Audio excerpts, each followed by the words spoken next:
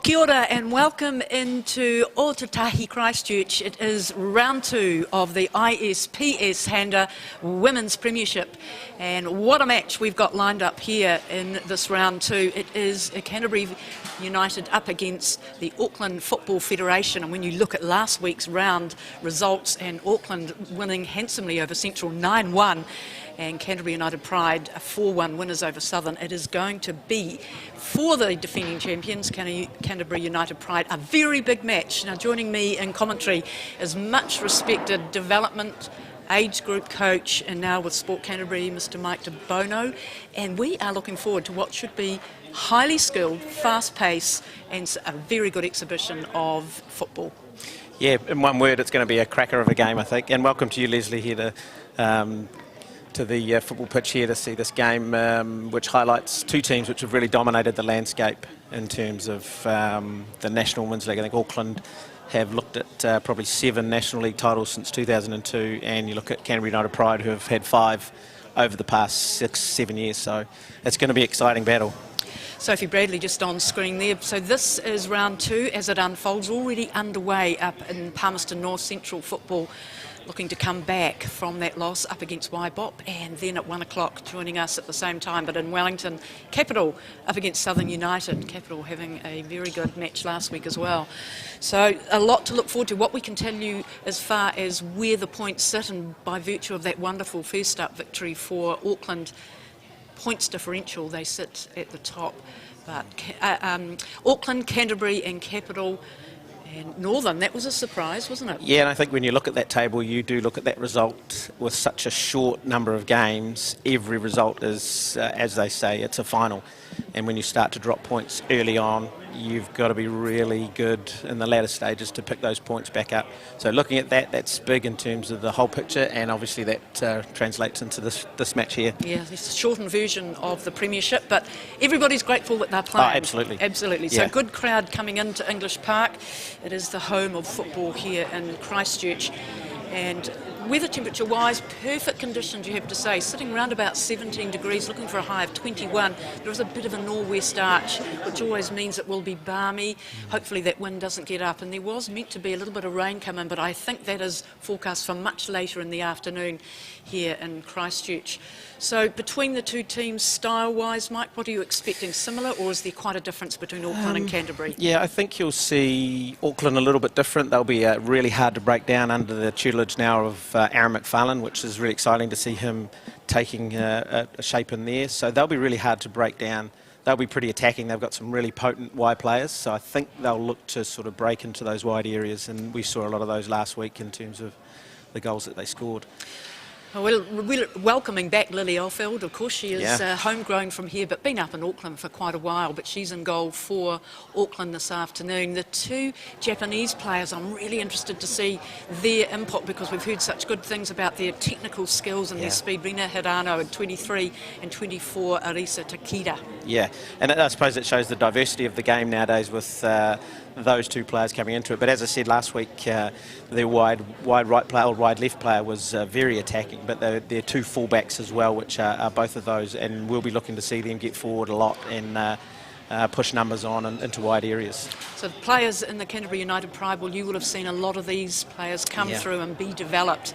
And I guess we're lucky that we've got a couple of Southern United players that have come up and added to the lineup as well. But talk us through the Canterbury United Pride side. Yeah, so you got Una in goal, you've got Bex Lake, Lara Wall, Michaela Hunt and Kate Taylor, which will be looking at the back line, and you've got some up and coming plus some previous international starlets in there, Gabby, Talia and a young Alyssa Wynnum, which is great to see her making her debut, and with the 3 up front of Brittany, Amelia Abbott and Whitney, who will cement the midfield, and she's been a real stalwart over the years of Canterbury United Pride. So keep an eye on number 18, Alyssa Wynnum, 16 years of age from the Riccarton High School, and what a day for her to get a debut for the Canterbury United Pride up against this very strong Auckland side.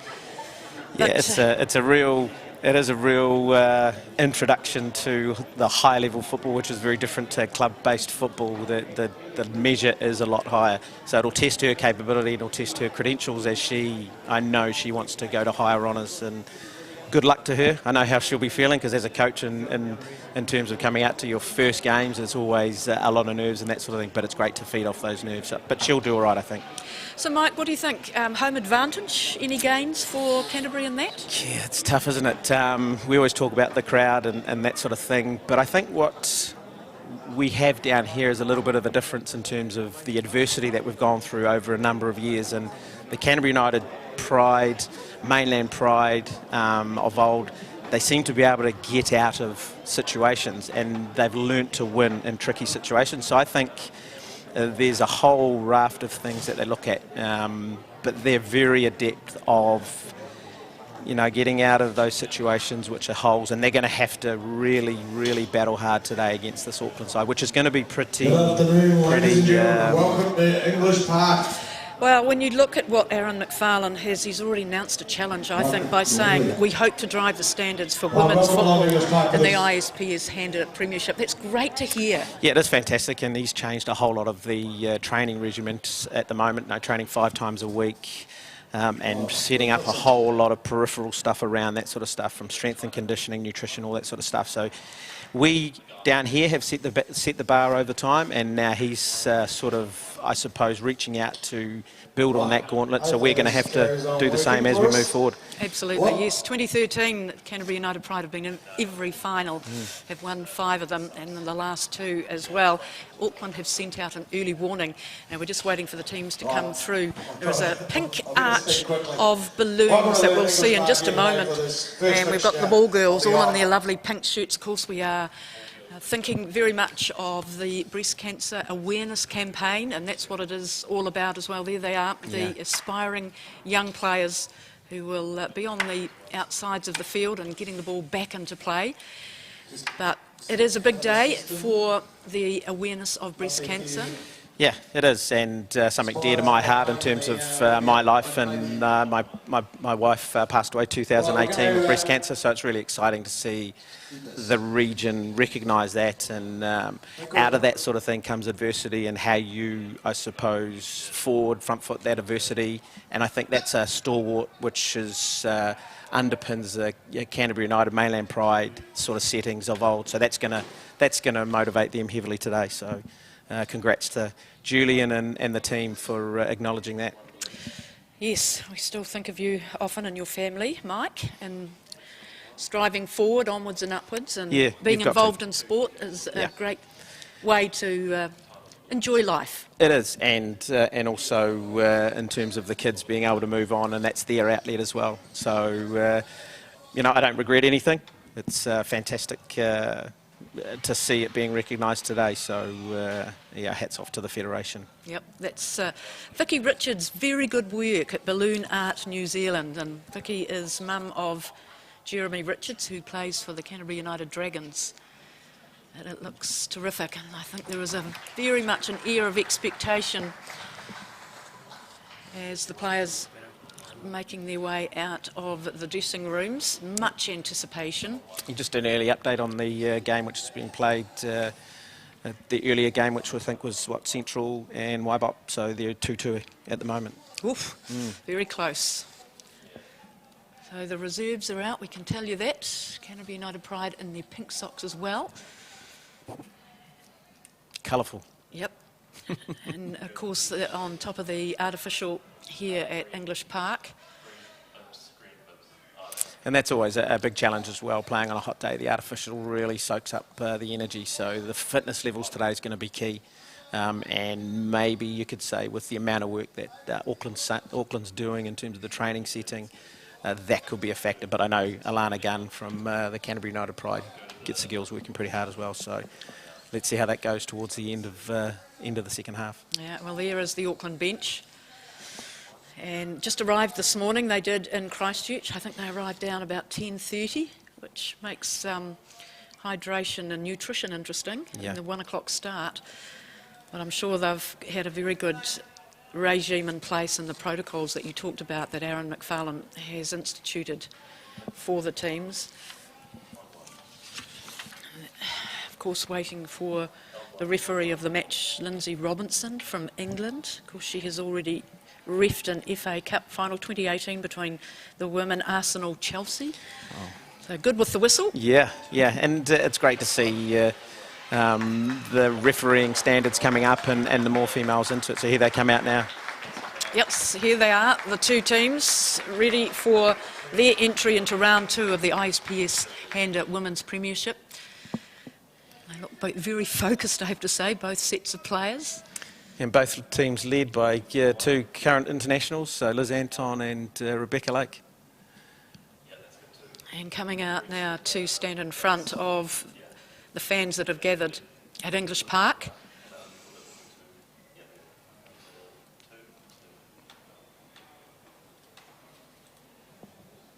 So referee Lindsay Robinson, assistant referee Alice Clipsham, Connor McKenzie and Ralph Klink as they go through the obligatory handshakes.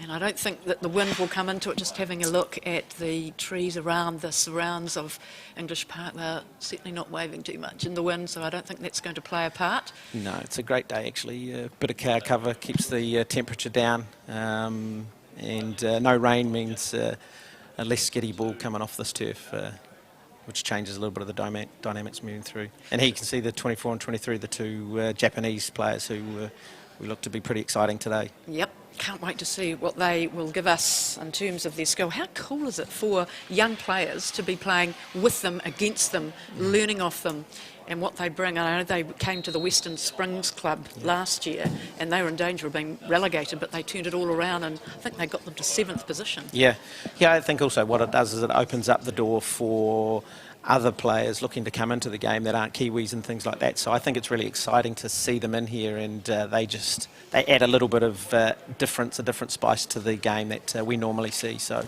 exciting to see those 2 come through. Absolutely. So very tight bunched Canterbury United Pride side. Last minute instructions and rev up and just laying out what Lindsay Robinson wants from her officials as well, and the skippers there.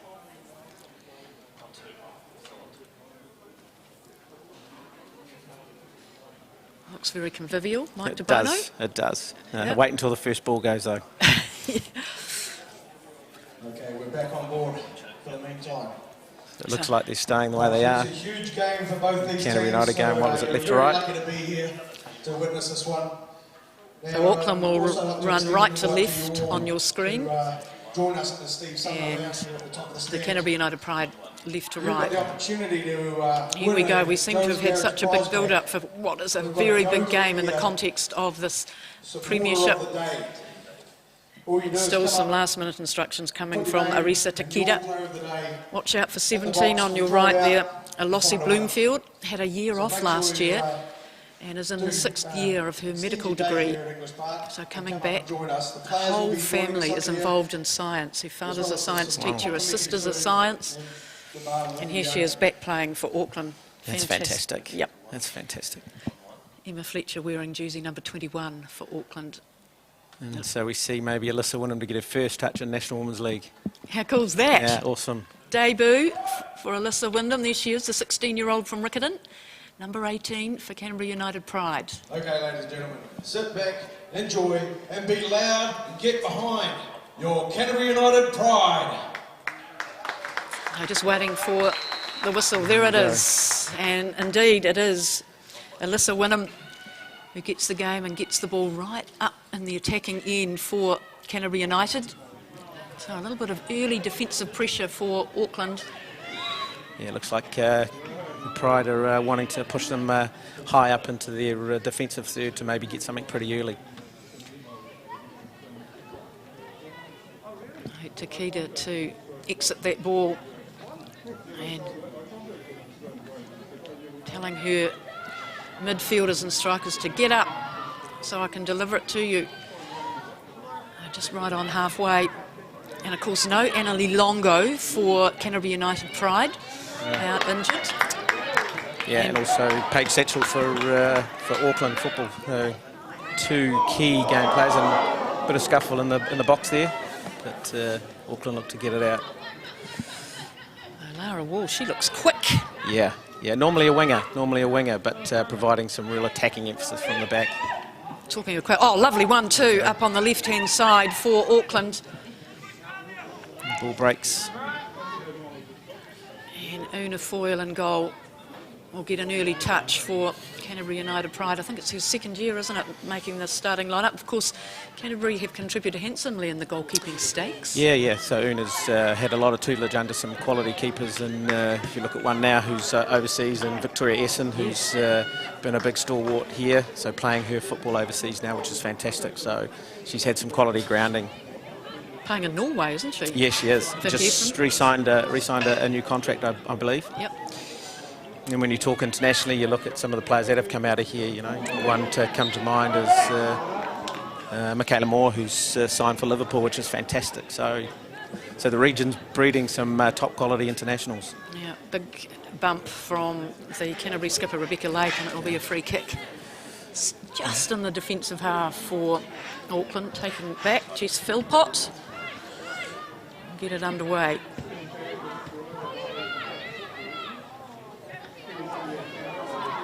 Oh, lovely tight skills and a lovely twist and turn. Ava Collins that time. Gee, they've got some nice tight skills already, haven't they, Auckland? Yeah, and that's what they'll be looking to do, is just keep it nice and tight to pull players out and then just break lines to get them behind and attack them that way. But they'll have to do it pretty well. Canterbury United will be pretty stoic in their defence, as you saw with Bex giving a little bit of aggression back a little bit earlier, giving away that free kick. Putting the Auckland players on early notice is what you want. Take a bit of psychological. It's always been that sort of big brother, little brother feel, so we're going to see a lot of that today. Little brother having to throw a few punches to show some dominance, which is going to be great. I had a little bit of a chat to the Canterbury United Pride coach, Alana Gunn. Here's Canterbury on the move, looking to make some progress up there. Great ball through, out on the left-hand side. Can they keep it in play? Oh, unlucky. Just a little bit too far. Looking to use the pace of Talia down that left-hand side, but just a little bit overhit, and that's the problem you have with the turf. If it was maybe on grass, it would have held up a little bit, so they've just got to look at how they weight the pass. There's Ali Alfeld getting the ball away, and a scream for handball. But Alana Gunn said it's good to get the 90 minutes under their belt over Southern. Need to get the balance of the game a little bit more in control. Yeah. I think if you did look back, she'll be looking to plug a few things which were pretty evident last week in terms of how they played, but I think the week will be very good for them in terms of cementing those. We've got a corner, an attack on the corner. Yeah, nice little touch off. And we know how potent Auckland are. Let's see.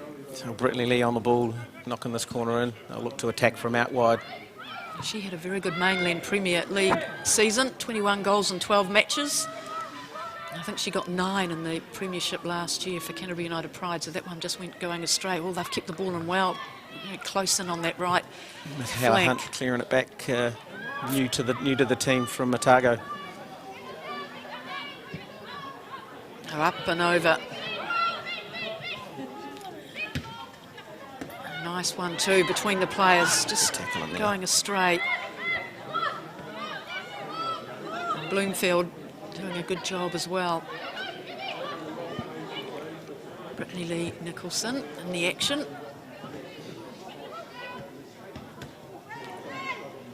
Gee, she holds, takes.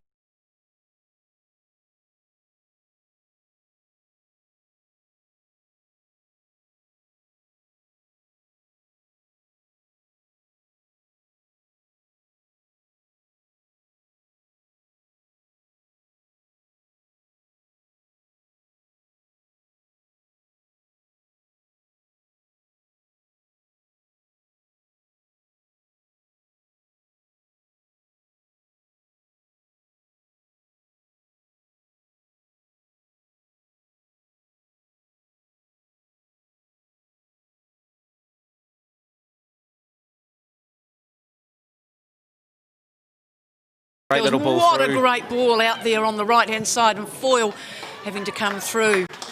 And she read it well, the goalkeeper. Yeah, great job, and sweeper keeper there. So bringing a bit of the training into practice, which is fantastic to see. But a great little ball, played through, and nearly the first chance on. And here we go. Here's another chance too. Takeda gets the game underway really quickly. An opportunity here, ball free. Strike on goal. Oh, what a 1-0. goal. Wow. Into the 7th minute. And Canterbury United have conceded, and they had numbers, Auckland did, and the ball fell freely. Yeah, it just looks like it's broken in behind from the throw, I think it was, and pulled back. We got a touch on it, or header out, but it's just fallen to the player there who's, man, she's hit that very, very well, top corner, nothing. That's Taylor O'Brien who's put that in the top corner. So 1-0 Auckland. Wow, what a bullet. Yeah. Gee, it was accurate too. Oh, here we go. Lara Wall trying to turn them. Great. Oh, well done. So she's got possession high up. Still got it, Wall, and a little deft kick back. But it's a good contest in there. So looking to break back early after that 7th minute goal from Liz Anton. Oh, sorry, Taylor O'Brien, I should say. Gee, they knew where they needed to be, the players. That's what I was intrigued with, the structure that they had on attack. They got players up there quickly, but it was Takeda who really got the momentum going and took that quick throw in. Yeah, and this is what you'll see from an Aaron McFarlane side, is some patient build-up, but then looking to break really quickly in behind, and here you see it again. Taylor trying to get in behind. And look at the players. And again. Yeah, up, pushing up. Another opportunity here for Auckland, but they scramble it away, but it's straight to Takeda again. And just got an injury on the floor there, but yeah, Canterbury United, I think, just need to relax a little bit and just apply some pressure to the ball player. I think they're just given a little bit of space, and I think, as I've just said, Aaron's identified maybe just to get him behind a bit more. So, and it's provided obviously the first goal, and then maybe a close opportunity there. So a couple of players collision, they're both feeling it. They were watching the ball and didn't see, just both running the same line. In the case of emergency, we'll just head on to the field. So 1-0 to Auckland in the 7th minute. It's the start they'll be wanting. They will have spoken about that, looking to be composed very early and to look to get an early goal to assert some dominance. I think they've done that, so it's this is going to test the mettle. But as I said earlier, you're not champions for nothing over the past number of years, and the Canterbury United team will certainly push to get back into this game. So nice touch as both the players who were involved in that injury gave each other a little hug as they were attended to. Amelia Abbott from Canterbury United. Pride got some treatment. So it looks like they're both probably having to go off, though.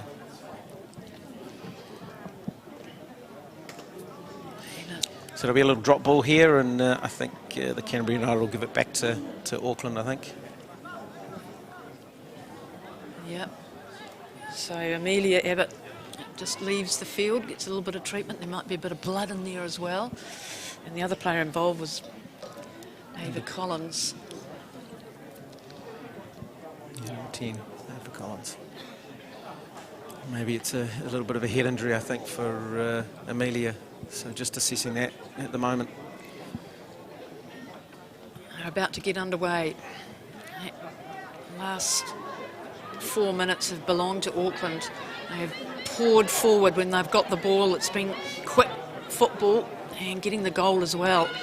Again, just looking to be direct to just turn that back line to see if we can get something up higher up the field. And well done, Gabrielli. It's a throw high up the field. Good tussle between her and Jess Philpott. So United still down to 10 players with Amelia off. So Lara Wall with the throw in.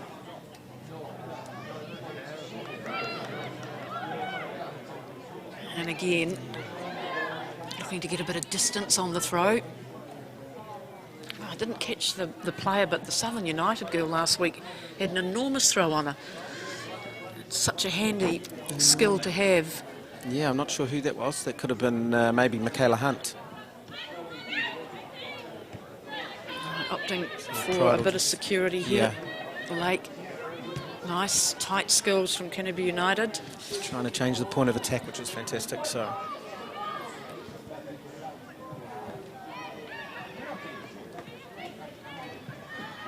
again, using that ball, through ball up on that right space, caused Canterbury United a few problems in their defence early on. We're only 11th into the 12th minute of the first half. And Port Hill's in the background.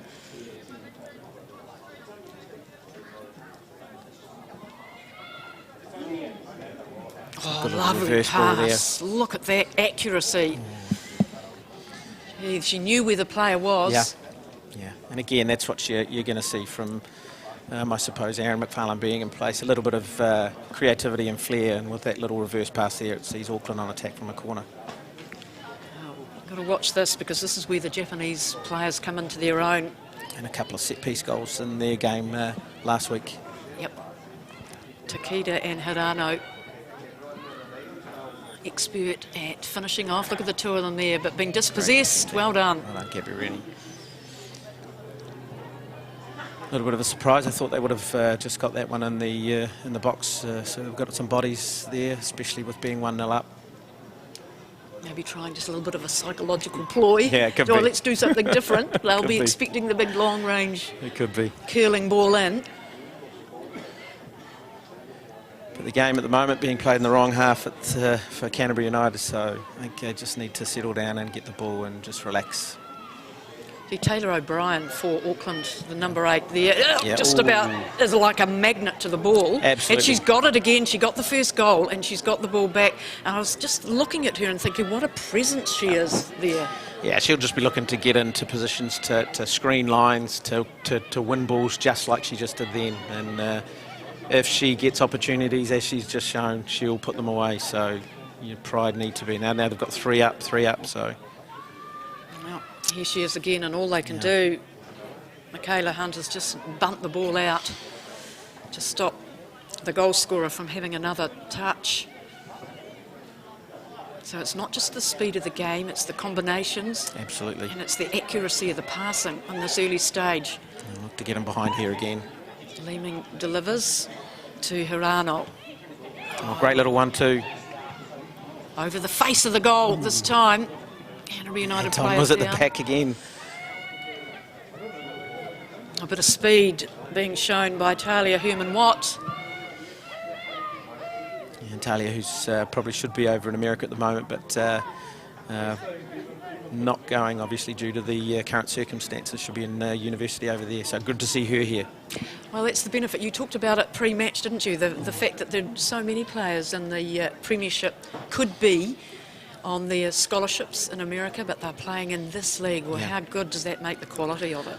It just increases it so much, and I suppose that's why you see the emphasis of it now being renamed as the ISPS HANDA, so them getting right on board, which is fantastic, just to grow the nature of the game and the upbeat of the game. So it's fantastic to see. The credibility. The credibility, yeah. Matching the skill level. Some good pressure in midfield, turned it over. Oh, look at that, look at that. Some mesmerising skills coming from Collins. Little 1-2. Don't know that the United players are that happy with that decision, but... No, they never are. No. But I think just to focus on the processes will be more important than focusing on trying to change the referee's mind, because you can never do that. No. Leeming high on this left side. So again, looking to get him behind.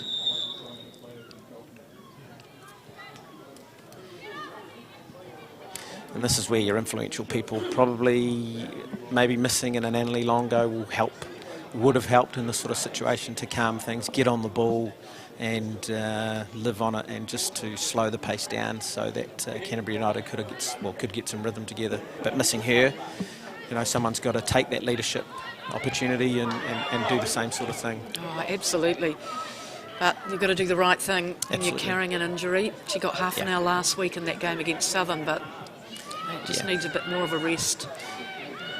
No, at last it is up the other end for Canterbury United. A bit of pressure going from on. Rennie. Again, look at that control. Confidence to play out from the back, fantastic. Back with United, though, out on their left side, searching for that through ball. Gabby Rennie through. Rennie, can she get the it's shot a brought down? penalty. And play on, says Lindsay Robinson with the whistle. Great little shot. Well, promising. Promising, yeah, and the referee's right there, so you go with those sorts of calls, but some great pressure from Gabby Rennie, good little ball through. They are down 1-0, Auckland with the lead. A Taylor O'Brien special in the 7th minute. Direct shot at goal, field goal. Here we go. Now look at the speed. 1-1. Hirano. Wide player. Great. Uncompromising. And let's have a little bump back as well. Yeah, it was a bit cynical. Didn't like being dispossessed. Got a great tackle in there from Rebecca Lake. And that's the sort of attitude they're going to need to pull themselves out of the little hole they're in at the moment, but nearly pulling it out there through Gabby Rennie. So nice time to maybe assert a little bit more dominance. End-to-end football. End-to-end, yeah, that's what we want to see. Yep. I love the intensity, though, and the competitiveness. It is there, absolutely. And Kate Taylor just on the ball, another up-and-coming star for the Canterbury region. Good block from Herman Watt. Or was it Kate Taylor on that occasion?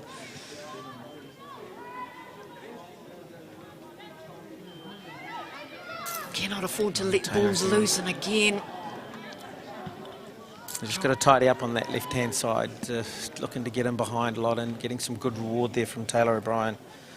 As you said, she's a key figure at the moment, obviously with the goal she scored, and she's turned over a lot of ball here. And let's see where Auckland put this. I'd hazard a guess they'll go a little bit longer this time. Yeah, they'll certainly want to exert a bit more pressure on that Canterbury United defence. And a lot of presence around the goalkeeper. There it is, it's a pretty good cross as well, but headed out well. Still with Auckland and in an attacking position as well. Well done. Now this is a dangerous position, isn't it? There's the 16-year-old for Canterbury United.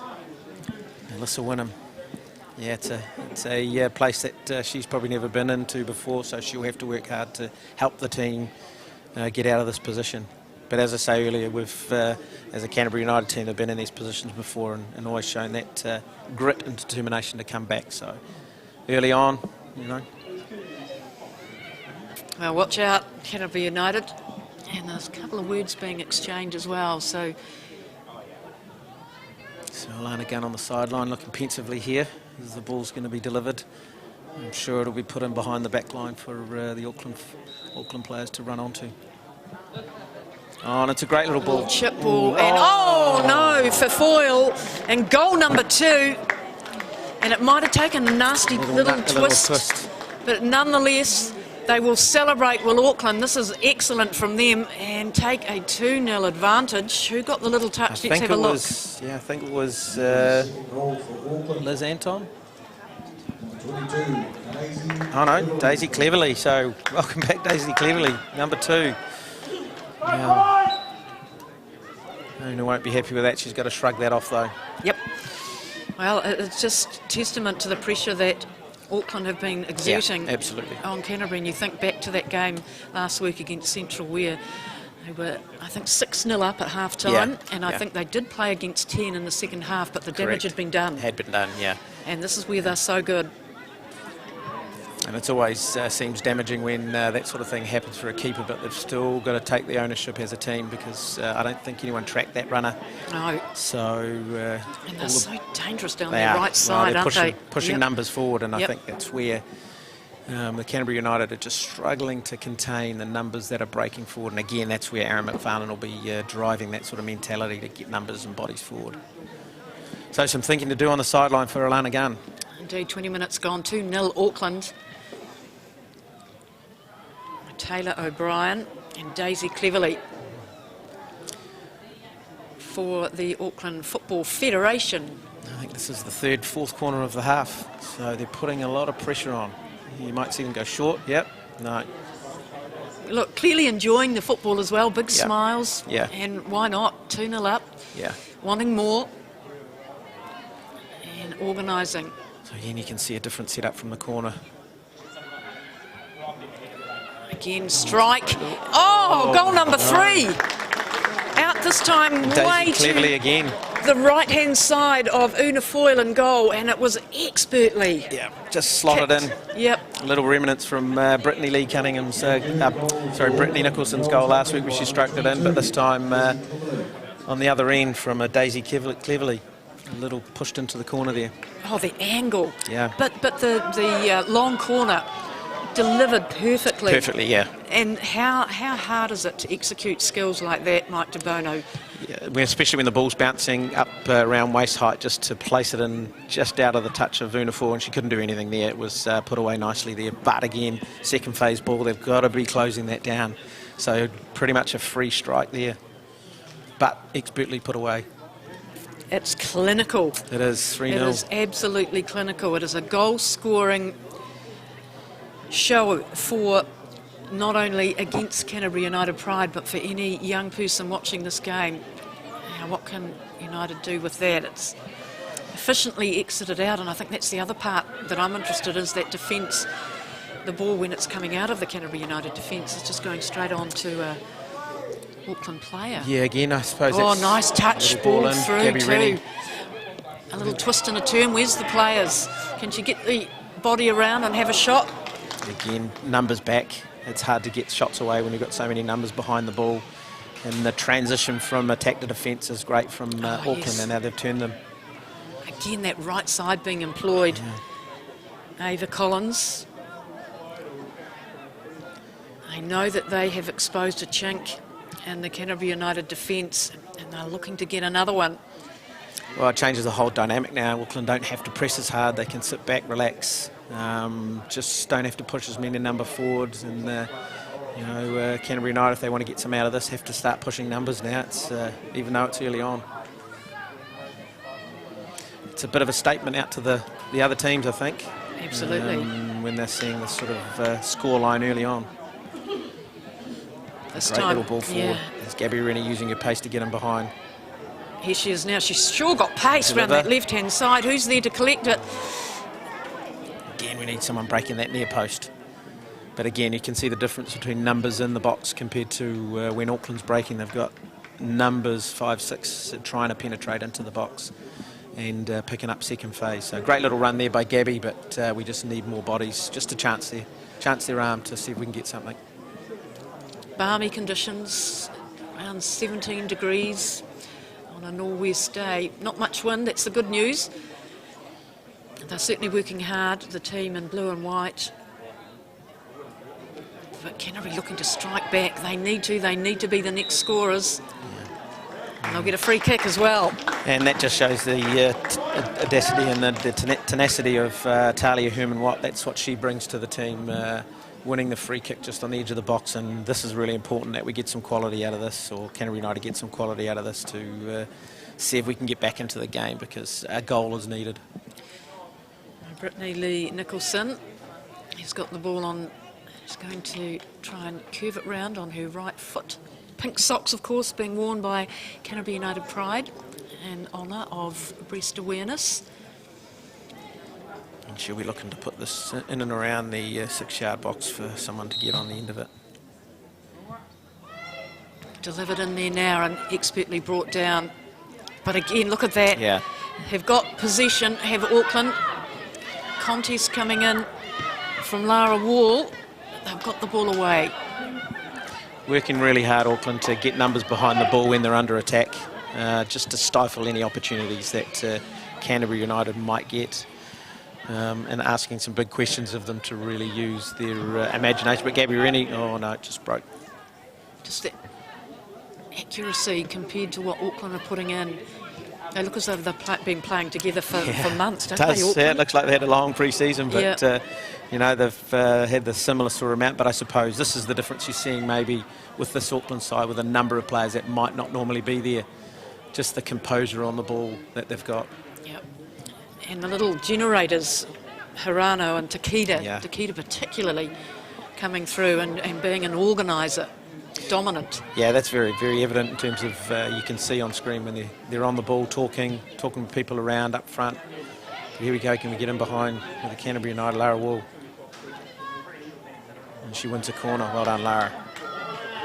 Well, working hard when they get the ball up there. Yeah, but just nothing, no end product. You can see Auckland's had probably, I don't know, 4 or 5 attempts, but they've managed to get 3 opportunities and put them away. So great opportunity here for the Pride to get something off this corner. Good crowd. Very good crowd. Yeah. A little bit quiet. Yeah, they're looking for a home goal. Here we go, That's it's what they broken. need. Can we? Chance. Well, Alyssa Wynnum. Oh, and it well blocked. Now straight on to Brittany Nicholson Lee. again. Can they get that ball in? And both players hit the deck. Wouldn't that have been nice for Alyssa Wynnum on the edge of the box there to strike one nicely? It just didn't fall for her. How it's just experience in the bank, isn't it, for the 16-year-old? And she's quite petite. Yes, There's yes. not a lot of her. Yeah, but you talk to players when they play against her, she's very tenacious. Wiry. High intensity, high work rate, but this will be a real learning curve for her. I wonder how Lily feels playing back in Christchurch, goalkeeper for Auckland today. Hometown really is Christchurch, been up in Auckland, what, good? Yeah, oh God, she's been out of the country, or out of Christchurch for a good 5-6 years, and she's a professional, so she'll be looking at this game with an Auckland lens and seeing what she can do to make sure that they come off the backside of a good result here. But end of the day, she'll always have a cuddle for the girls from down here. Oh, a little bit of an injury. Yeah, didn't see there. Was that a hammy? High hammy. Not looking good. It's Emma Leeming. Who's been pretty strong on that left-hand side. She's kept Lara Wall pinned down quite a lot, so this is... It's been a good contest between the two, hasn't it? Yeah, so this will be something for Aaron McFarlane to think about, so... Oh, yeah, that whether looks he pulls painful, doesn't it? one of the Japanese players back into a left-back position, which I think she could slot into if there's a need to change. It looks like it will be. It doesn't look good. I hope both sets of players, and oh, that's terrible, isn't Yeah. it? That is not a good look for Emma Leeming. Has obviously pulled her hamstring high and her left thigh at the back. Not a happy exit after operating so efficiently in the first 28 minutes of the match. Yeah, I think this is maybe a game where someone like a Lily Bray may come into the fold with a little bit of the creativity that she brings on the bench for Canterbury United Pride. That might want to look to have something a little bit different. I think you called it, Mike De Bono. And this time Takita's over on the left-hand side. left-hand side. They don't lose anything. Gosh, they're terrific skills, aren't they? You know, the header goes in exactly the right position for somebody to run onto. And I think that's where you've seen a lot of development in the women's game over the last number of years in terms of the technical ability getting better and better and better, and their ability to play off the feet, play off other parts of the body, i.e. in the head there. So it's great to see, and you know, foreign players coming in who can just add to that is really exciting. So Auckland just need to get their system sorted and who's playing where, and as I say, I don't think we'll see too much of a difference in the way they're going to play.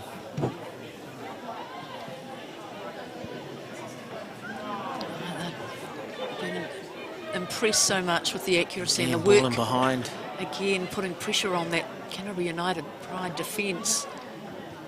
They'll be pressuring through here. The big thing in terms of the pressure is can we get the other team facing their own goal? And that's what Auckland's done very, very well so far, and they've turned it over.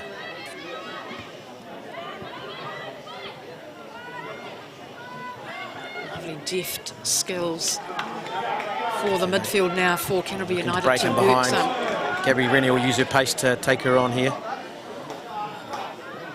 So looking to get that ball across, which she does. Oh, it's well cut out on the near post by Anton. Right, so The play crowd on. calling for a free kick there. The parochial Canterbury crowd will be starting to get behind them. Now, Wynnum did well for Canterbury then, just to stay with the Japanese player. And again, they won't have possession, Canterbury United, but she stayed with it, came back. So Alana Gunn just asking the Canterbury United Pride team to just stay a little bit higher. They just seem to be dropping off a little bit, which will play into the hands of Auckland. So you can see Alana Gunn just using her hand signals on the sideline to get them higher, and they'll be looking to push them behind here, which is one of the reasons why she'll be wanting to get the front line a little bit higher onto the back line of Auckland. Tussle here between Herman Watt and Emma Fletcher. Gabby Rennie hovering. But there you just see the credentials of Lily Alfeld, and under pressure just plays it out nicely, finds an Auckland player, and then they play out from the back. That's just... look at that skill. That is just that's terrific, just quality, isn't it? yeah. And neither claiming it in the end. No, but Hepburn has done well to turn that over. And just they seem to get legs in the way. Look at the awkward bounce numbers. that ball took.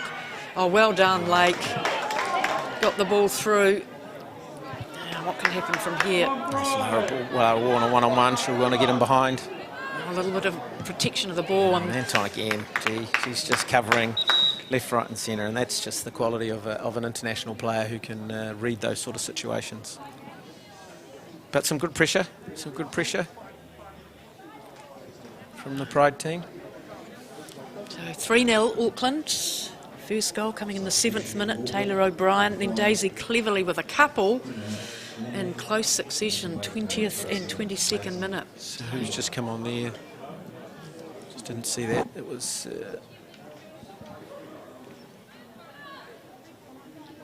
little energizer bunny, Arisa Takeda for Auckland. One of them gets a foot on it but loses control. I think Maisie Jules just come on for the injured player, so Auckland were playing with 10 ladies then, and they've just now gone back up to the full complement, so welcome into the game to Maisie. Yep, and that's Emma Looming leaving the field with that hamstring injury. And Maisie will bring pace and some creativity as well up the front, but then you can see, look, Auckland just trying to play into those areas in behind the back line, and look at that, four forward, and they'll be again getting in behind. Ooh. Oh, they are really stretching, aren't they? Stretching the Canterbury United defence, the Pride defence. It's been a bit of a lesson in finishing as well. Yeah, absolutely. It's been very good. Look at that pressure. Nice one too, but now they exit out of their defensive half. Great ball. Can she keep it in more? Can she get another pass across?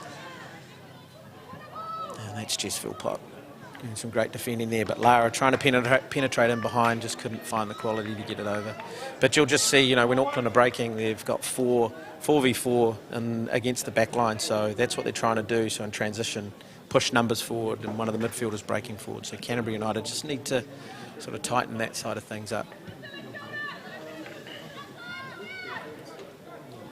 Takeda protects the ball and keeps possession.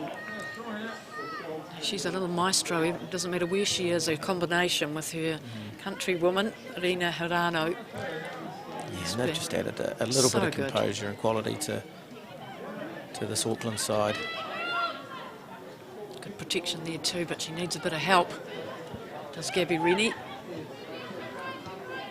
And again, the composure, just to play out from the back, under pressure. They just seem to know where each other are on the field. We Well, mentioned before, didn't we, that they look as though they've been playing together forever. That's what I was just going to say. This is a lot of stuff they'll be doing on the training field. A lot of this game-based play and looking to get into pressure situations and how they react and how they get out of those situations. You can see it evident through here. So what do Canterbury United have to do then to break it down? I just think it's, you know, okay, it's 3-0, it's 35 minutes. I think they've just got to relax and go back to some of the things that they're good at. I just think they're trying to probably play a lot of direct ball, which the Auckland team are sweeping up a lot of the time. So maybe get the ball down, play through midfield, look to change the point of attack maybe create some chances out on that left-hand side, and Talia's had a couple of opportunities, and we've had a couple of opportunities on this right-hand side, so maybe look to exploit the flank areas, but just be a little bit more defensively sound, I think, and just make sure that they don't concede anymore from here. So our expert comments coming from development coach Mike De Bono. He's an Ironman as well. Yeah. Amazing, doing an Ironman. 2013, I tell you, that's one of the most Wow. amazing things I've ever done in my whole life. And So I know it involves a 180k bike and Yep. a marathon. What's the length of the swim? 1.8 kilometres. Wow. Yeah, and that was in Taupo. And All in one day. All in one day. Yeah, all in one day. Fantastic event from age groups from young to old. What did you do it in? What was the time? 14, just under 14 hours. Wow. Yeah. So, but I just remember vividly one elderly gentleman who was on his 17th, and I was really tired towards the end, and I was walking, and he was just on a slight jog, so I thought I'd catch up to make sure he was all right, and I felt quite embarrassed and ashamed with him doing his 17th, and he was still running, and I was walking, so I got off my backside and started running again. You were just learning. Oh, it's magnificent. Yeah. It is the real deal. Ironman New Zealand and Taupo. Look at that It's a ball great little through. ball in behind. Yeah, that's a real deal as well. They have What can Ava do here? exploited that right-hand side so Oh, expertly. Whoa! And across the face for foil. Oh, well done. Oh, great work. Oh, but it's in the that's back and 4. it's number 4. Who was that put that Oh, in? they are so clinical in front of the goal. And that was Rena Hirano. A great little finish, but some great work by Ava Teresa Collins going down the sideline there, and we just don't seem to be coping well with the numbers that Auckland are piling forward. So here we go again, and cleared off the line well by Rebecca Lake, but But they're able to put the passes across where it hurts the Canterbury United defence the most. Yeah. And then with the clear not being as effective as it could be, they're there to pounce on anything. yeah, we always talk about the second phase ball. So once we've cleared things, what's happening on the second phase, and they're a lot quicker to our second phase ball, and reaping obviously rewards. The first goal came from second phase ball. That goal's come from second phase, and I think the third goal came from second phase as well. So we just need to tighten up on that. But 4-0, it's an uphill battle now for Canterbury United Pride, and this is probably a space they've not been in for a while. But I can revert back to a game we played in Waikato when we were 4 down, and we came back to win 5-4. So they've got it in them. They've got it in them. Now, you can't see this Auckland Football Federation side relenting at all. No, as I say, Aaron will have them very well drilled, and you can see that they are, and confident on the ball, comfortable on the ball, and you can see him on the sideline just providing some instruction. And this is where we now need to see the coaching staff getting in behind their team, and from Aaron's perspective, just keeping them organised, making sure that Auckland don't give away any silly goals. But Gunny, Alana Gunn, looking on the sideline there, talking to a couple of players, maybe looking to change a few things to see if we can get anything out of the game. And that looks like Emma Clark, and could be Emma Clark and maybe Nicola Dominovic coming into the game. Nicola will apply some pace, and Emma will be very staunch and stern. This time it's Wall coming back and helping in deep defence for Canterbury United Pride. We've seen her up the front. It's all hands on deck, isn't it? It is. I think we've seen a change with Kate Taylor moving into a central area next to Michaela Hunt, and Rebecca Lake moving out on the left-hand side, maybe to combat that work Potent. that's happening down that left-hand side. Yeah. So Wow, it has been. relentless. Well, it has, and That's if you're an Auckland supporter, it's been absolutely superb. Yeah. Well, as I say, that sends out a message to the league that they're here to reclaim maybe a league title, and the way they're playing, you can't see too many teams coming close to them. But anything can happen. Still another, 50 minutes? Absolutely. So just 4.5 minutes until half time for both sides to take a little bit of stock of where they're at. And certainly this 4-0 advantage. Collins, again, she's been good. Oh, a bit of legs getting in the way. This you see a little bit of what Kate Taylor's about. A little uncompromising, very strong in the tackle, and she's very strong on the ball as well. So she is one to watch coming through from the Canterbury United Pride. But when you look at this Auckland team, there's a lot of stars out there at this point in time who are really pulling the strings, as say. Out on the left-hand side for the Pride as they try and make some progress and find a little kink in that defence. But again, just no numbers, trying to, just trying to change something there. You could have got Lara Wall driving into the box there. It was a great ball from Talia. But we've just got to chance our arm and put them under pressure a bit more. Technically, the Japanese players are so clever, aren't they? Are.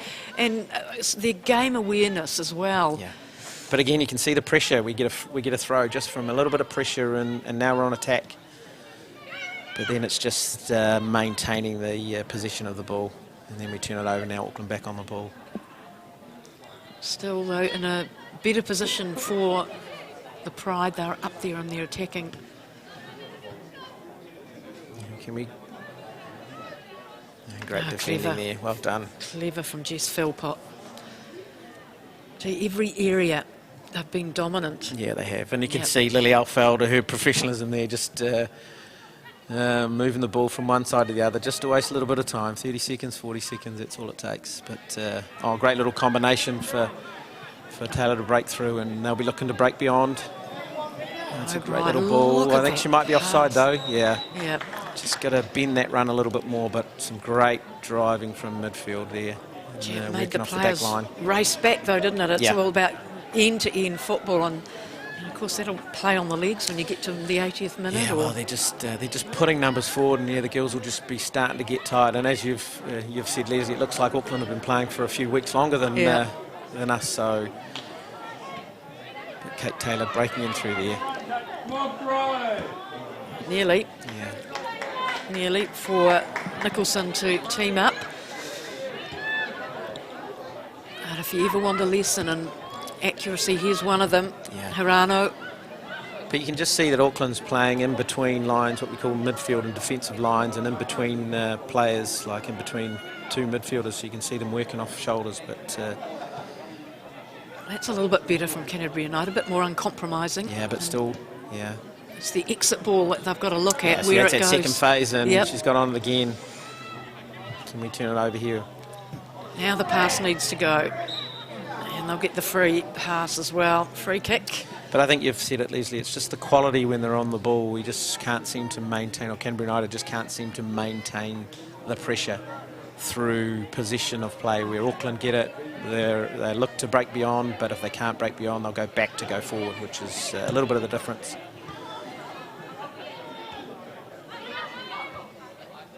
So good. Really good skills, aerial skills. And they still come out and fight to keep that possession and give it away again. And of course, Daisy Cleverly's going to really slam home any advantage she gets. Hirano over on that right side again, asking for offside, and get it.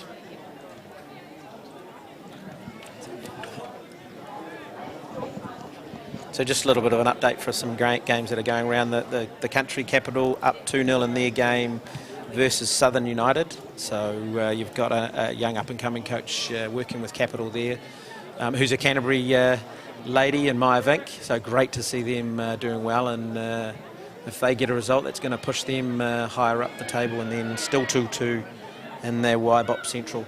Well, this is a good little run from Canterbury United. Some lovely one-touch passing. Lara Wolf on that far post, who's free. So that was the... But again, numbers. Yeah. Auckland defending in good numbers, which is a bit of a lesson maybe for Canterbury United to look at maybe when they go in at half-time at some of the things they need to be doing.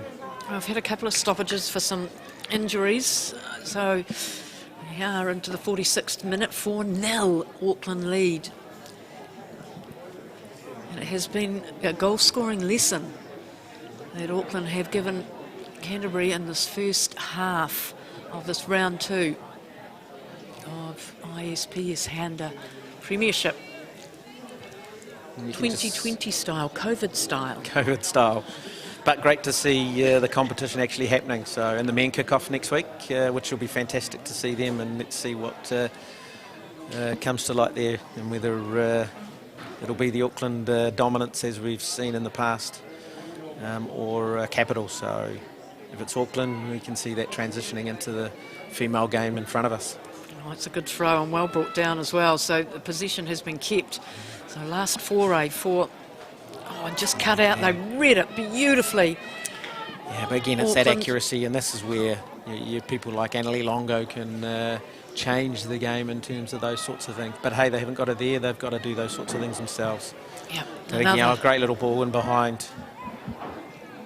Look at that, just all the territory that they're able to gain, and that looked really, that looked nasty, didn't it? Holding the back of her right ankle. Yeah, and this will be a big blow if Kate has to go off. But Ava Collins really, really working the Canterbury United Pride back line really hard. Been a thorn in their side, breaking in behind, coming short to receive, but being very positive in her outlook, which is positive for her, but not for the Pride. So this doesn't look good for Canterbury United. It certainly looks more than a stinger for Kate Taylor. So what is it, her left ankle? Yeah, and the back of her right ankle, is it? Might have caught the foot, the sprigs. They both went in. It was a hard tackle. And I think it's a corner ensuing from this. Oh, she doesn't look good there. No. So another. See the coaching staff on the sideline from the Canterbury United unit really thinking about what they need to be doing here. So player now just getting some extra medical advice. Now this is danger time too at this stage, waiting for the half-time whistle to go as well. There it goes. I think they'll be wanting to put it on the top of Una here. Oh no, they've pulled it out. And pressure again.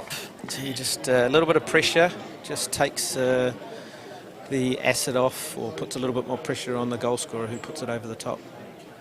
She looked disappointed with herself as well. It was a chance that they have taken most of their opportunities when they've been down there. Have Auckland? They have, and if Daisy had put that away, that would have been her hat trick. Well, there's a bit of pace from Gabby Rennie. I thought there was better pressure from the Canterbury United defence as well, coming on to the player who was that's what we receiving talk the ball. about, that second phase play, as that ball's popped off the head. You've actually got a little bit of pressure, which puts a little bit more indecision, or puts some indecision into the person who's going to have a shot, and actually keeping nice possession here. Well done. Yes, excellent Breaking pass. in. Gabby Rennie, can she get a ball early? She's got it across. Again, it finds the head of the Auckland defender. It's a great pressure. Well, they're still giving it a shot. There's half-time whistle. Wow, that's but it's been a great half. If you are a Auckland Football Federation supporter, particularly if you're Aaron McFarlane and what you've asked of your side, you've come down to Christchurch and you're playing the defending champions, and at half-time you are up 4-0.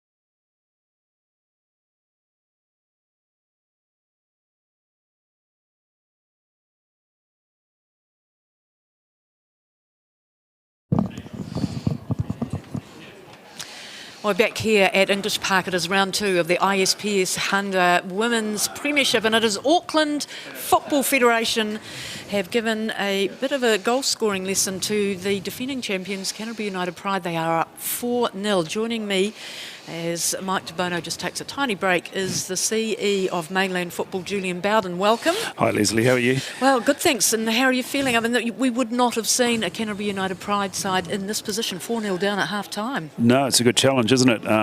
You know, I guess new season, there's a lot of new faces out there, and I think the Auckland girls have certainly turned up and put on a really good footballing display. So, you know, if you're here to watch good football, we're getting some of that, but Pride have certainly got a bit of work to do.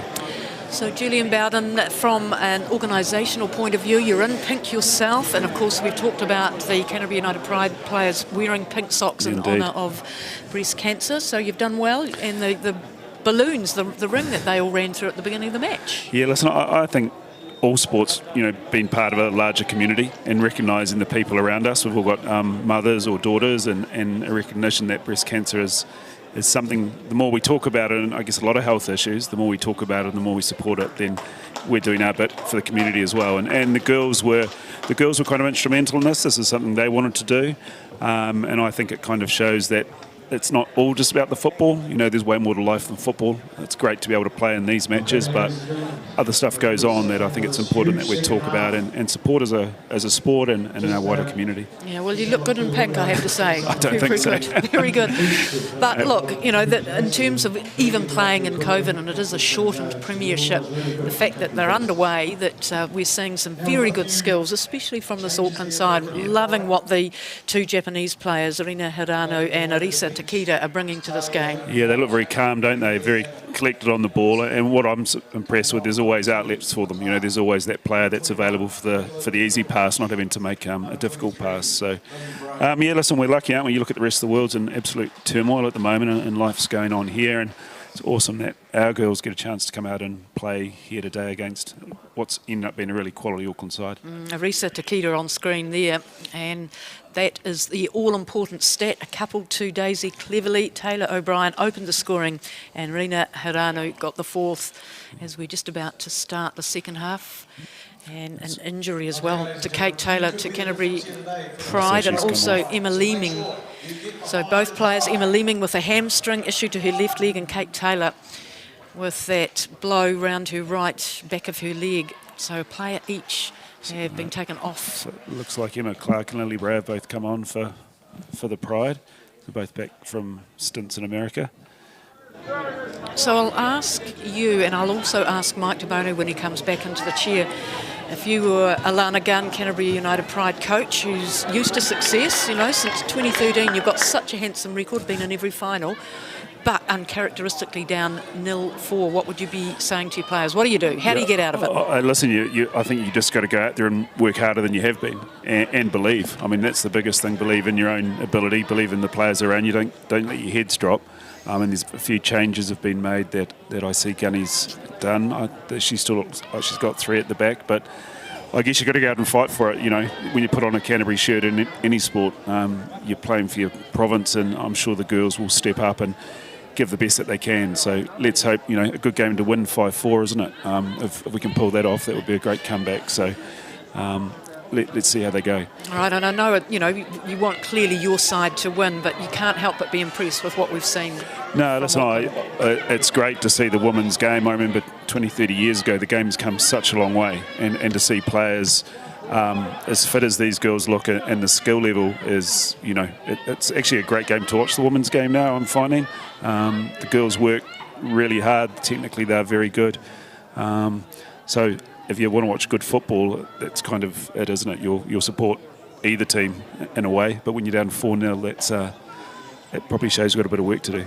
And you've even had a 16-year-old out there, Alyssa Wynnum, making her debut. What a story. Yeah, I saw that. And listen, that's part of what this league is about giving players opportunities to test themselves and see where they might end up. And we've all been young once, and to get a chance to play against a quality side like this, I'm sure she will be learning a lot today. So I think it's all part of one's football journey, isn't it? But to get a league start at the National League at 16 is really impressive. Oh, it is. That's a Lossie Bloomfield who got a bit of a tough tackle on her. She'll take a bit of time.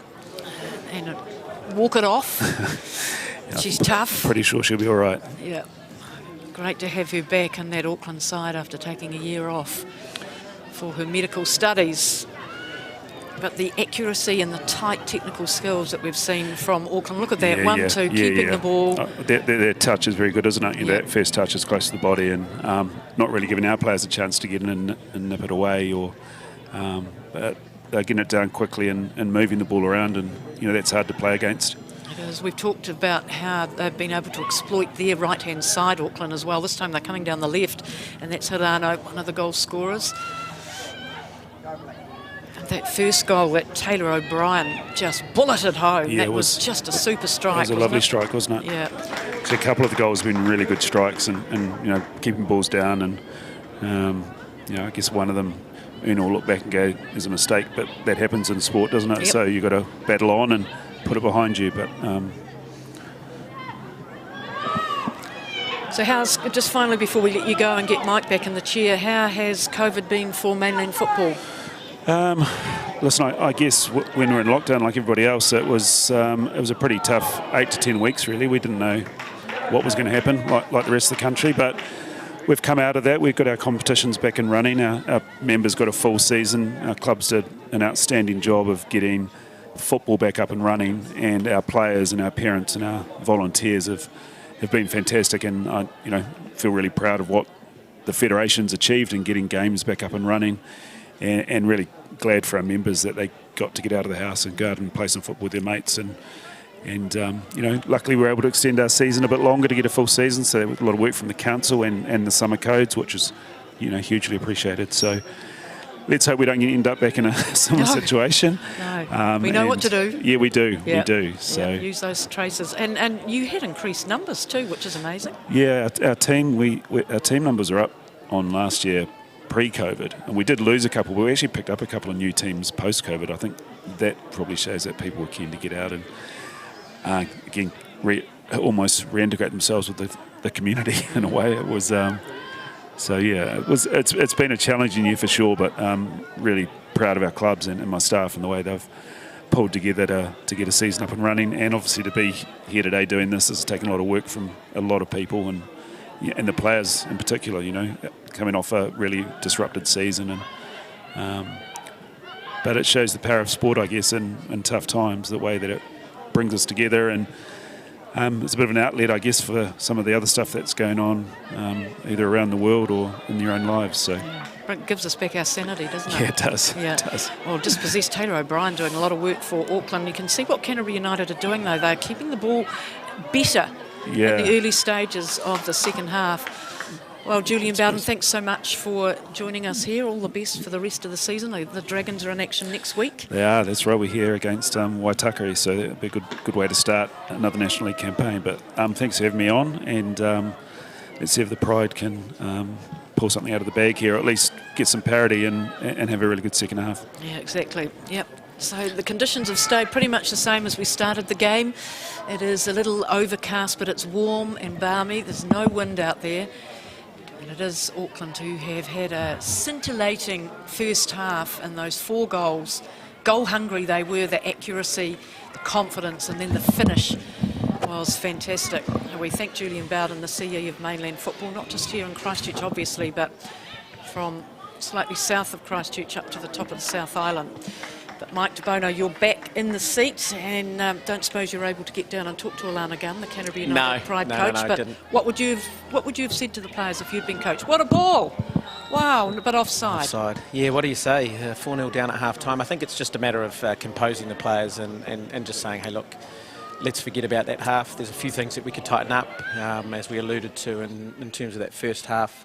Down that left-hand side, Auckland got a lot of traction, so can we tighten up that side? But it's more about now some self-belief and what processes that Alana's put in place prior to this game. And great stop, that's fantastic. It's a great little, they're looking now, it's putting in place some of the processes that they've been doing at training and staying true to them. And I think Alana will be saying to the team that if we can come out with something in this half, then there's some just reward, because remember there's a few more games to to come. So they're still, you know, in the hunt to make a final. Top 2 go through. So just because this is the way it's going at the moment doesn't mean that they're not going to be there and thereabouts come the end. So it's a catch-22.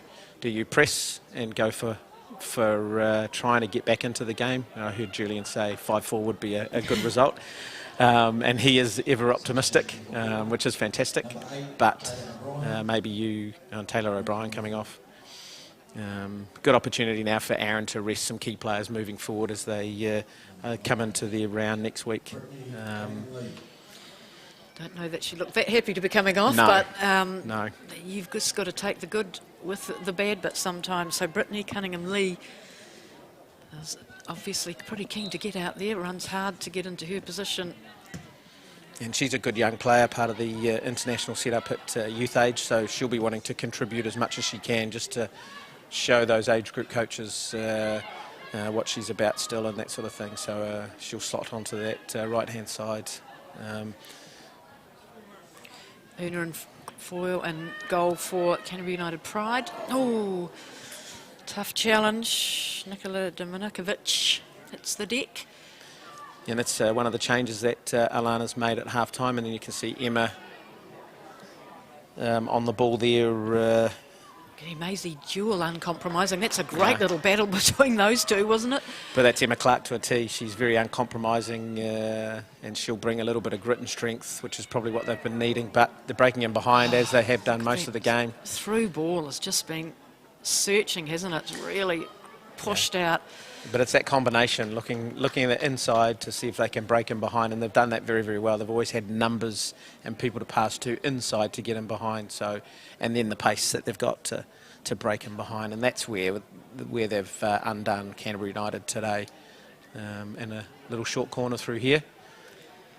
Well, they've shown us they've got both the long range and then the little one too, but you have to say the long range is a little more threatening than the short one. Correct, and a ball into the box there, well cleared. It's a good exit, and it goes to one of the Canterbury United players who gets a little bump as well. Brittany Lee Nicholson gets the ball offloaded. This is much better starting the second half from Canterbury. Got a player up there and Lara Wall. We've got Gabby Rennie breaking on the outside. In there too. That's Nikola Dominovic. Can she get the ball in? A little skirmish. Great defender, but I think it's a corner. Oh no, okay, it's a goal kick, but much better. Much better. A good long ball from one of the substitutions, Lily Bray, putting a bit of pressure on there, and Nicola applying and using her pace to see if she can get in behind. But yeah, much better, much better.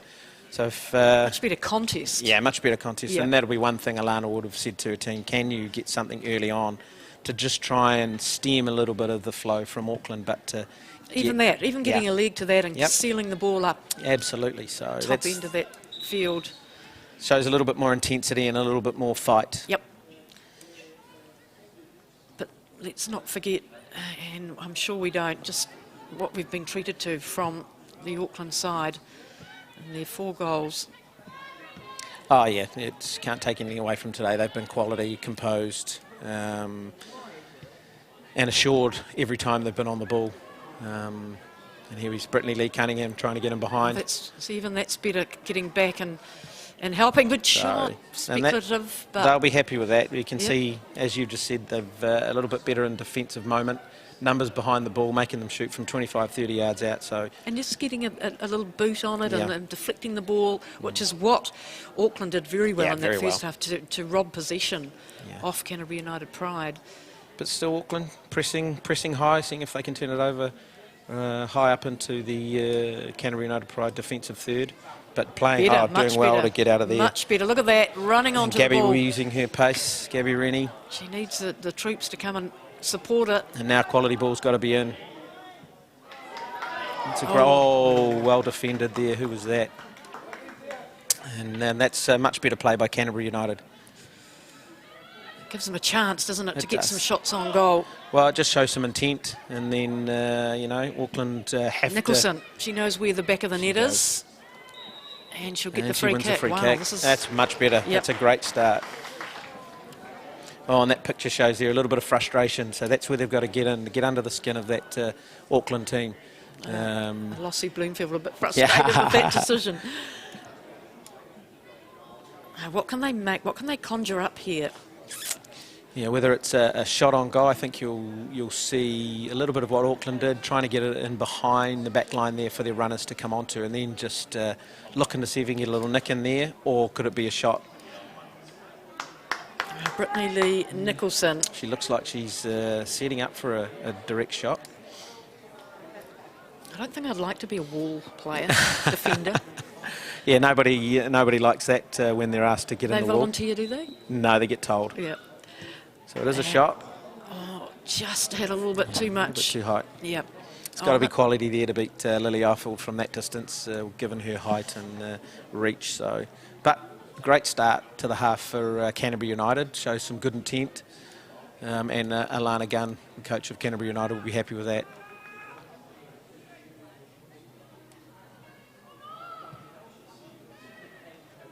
Good crowd, and they're a little bit quiet. They're waiting for the home team to strike back. Well, this is something they've probably not seen in this neck of the woods, their team being down to the same extent, maybe a 1-0 down or a 2-0 down, but not 4. But just shows the quality of what Auckland's brought to the game today. But as I say, you know, this team shows some adversity. You never know what comes out of this. 2023, Mike De Bono. How exciting is that? 2023 Women's World Cup. Yeah. Hopefully a host city. Yes. Looking to see which teams we have. But hey, that just shows where we've come in terms of the international scheme of football. For us to be hosting a senior World Cup, so exciting. And you know, the last World Cup we had here, the girls did really, really well in terms of the age group side of things. So it's great to see and a good advert for the women's game moving forward, and never know, grow more numbers. Yep. More females playing the game, but great to see the opportunity for our football ferns to play in front of some of the home. So even that's better from the Canterbury United. They had 3 players around the ball carrier. They don't get the ball, but at least they're there. Absolutely, and that was pretty evident in terms of the first half when the 4 goals Look at came them, 3 from. again. Yeah, that Sealing it. second phase ball, the will and the want to win the ball. So here you go. But just look at the class to get through in terms of one-touch play. I think she might be offside here. Field as well, not called. Oh, well done. And breaking into the box. Cunningham And Lee. Oh, great tackle. Stretch. Oh, a lot more confidence being shown now. Emma Clark. Well, she's just come back from the States, been a couple of weeks in quarantine, so she will have been busting a boiler to get the jersey on for Canterbury United. She's won a couple of championships with this group, but she'll add a little bit of composure, but a little bit of steel to that back line. So even that exit ball's been so much cleaner and look more structured. Yeah, but still the quality, we need to be getting someone, or they need to be getting someone on the end of that. Canterbury United do. But again, breaking down that little combination play. See the ball inside, they have a player. Accuracy. Strike. Again, didn't really get a good boot on it, but you give it a go anyway. Yeah, you do. Hirano's already got one of the goals, and she just caught it really with the outside of a right boot. But yeah, just seeing a little bit of a shift in terms of some intensity from Canterbury United play, but all it takes is one little ball in behind like that, but well cut out. Yeah, but it's more competitive, isn't it? It is. There's a lot more fight going on for the ball. Yeah, and Alana Gunn, the Canterbury United coach, will be pleased with this, just with the spirit the girls are showing and some composure. So happy just to play it around the back line. And as I said, Alana probably would have said, look, let's forget about that first half and see if we can get something out of this second half. And that was good stuff from Rebecca Lake too, knowing that the player was down. Yeah, some mutual respect, some good mutual respect. Don't often see it in a lot of sports, but those kind of situations. And that's Ava Collins on the ground. She's had a great game today. She's been a real thorn in the back line of Canterbury United today. So Aaron McFarlane, we're hoping that's not too serious. Hey, look, I've just got to give a little bit of a shout out to my kids who are watching this at home. Yep. Hey, I hope you're eating lunch and that sort of stuff and enjoying the commentary, and to the Dunn family as well. I hope you're enjoying that, enjoying the game, and some good football being played for you to watch, and some great role models for you to be looking at in your own football. So, and to everybody else who's watching around the country. Thanks. Yeah, we're really enjoying some of the comments that are coming back, so that's pretty cool. So they'll be taking on some fluids. And you see on the screen there, Lily Bray, who's stalwart from Canterbury United. She's just come back also from the States and spent a couple of weeks in quarantine. And she's the type of player who's just got that little bit of flair that could break something open for Canterbury United here. So they'll be looking to get her on the ball as much as they can. What it does tell you, though, is great career path opportunities for female footballers, scholarships. And we've talked about Vic Essen over in Norway and Michaela Moore. I mean, we're just Gabby breaking into the back line. Looking at it from a Canterbury perspective, but just fantastic. But having them all back in New Zealand and playing in the Premiership. Absolutely it is. Great to see them here, but as you say, some great career pathways. Also, you know, Annie Longo playing in W League last year was fantastic. Strike now, and again, snuffed out. They get something behind it, don't they? Auckland footballers, they just get behind, they gutsy. But you just see a little bit of composure for Canterbury United there, but Auckland turn it over there, and again they'll be looking to play out. Even that coming back from Dominikovic, coming back, getting under the skin. Yep, she's not happy. But again, Alana Gunn will be happy with the start they've had. So this is the Canterbury United prides.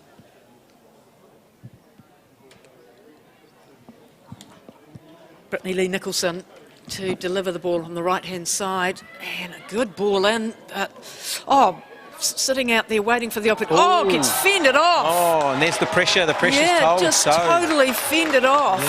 So some great ball in. Just come in onto the game as well, Brittany Cunningham-Lee. And Alana Gunn will be really happy with the start here, and a great opportunity for Canterbury United Pride to get back in the game here. Well, Lara Wall was hovering wide, wasn't she? Was. And she incurred that. It was almost like a brain explosion, really. It was. But again, there's numbers. Numbers forward, causing problems, pressure on the ball, asking questions of a defensive line, and the defensive line little broke there, and you now see Canterbury United Pride with the opportunity to get on the scoreboard. Penalty time.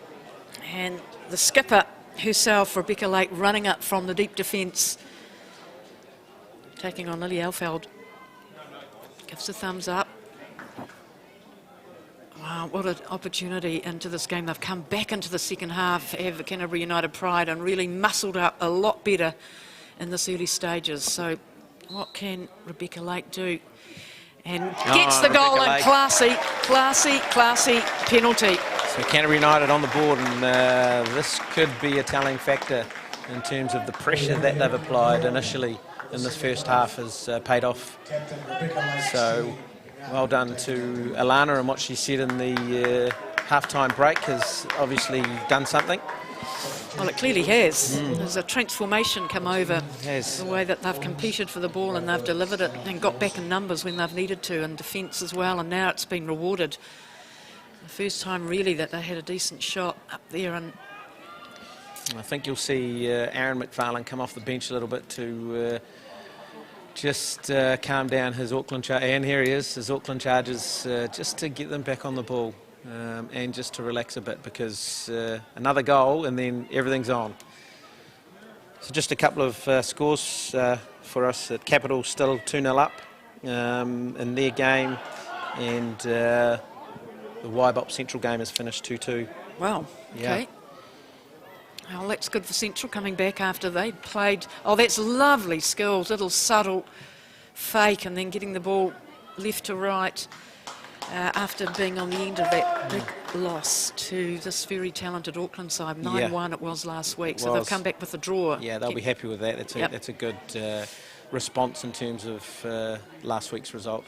Yeah. And Southern, I don't think will be too happy, considering they've progressed so well over the last few years. They won't be happy with that 2-0 result. So Cunningham-Lee looking to make amends for causing that penalty.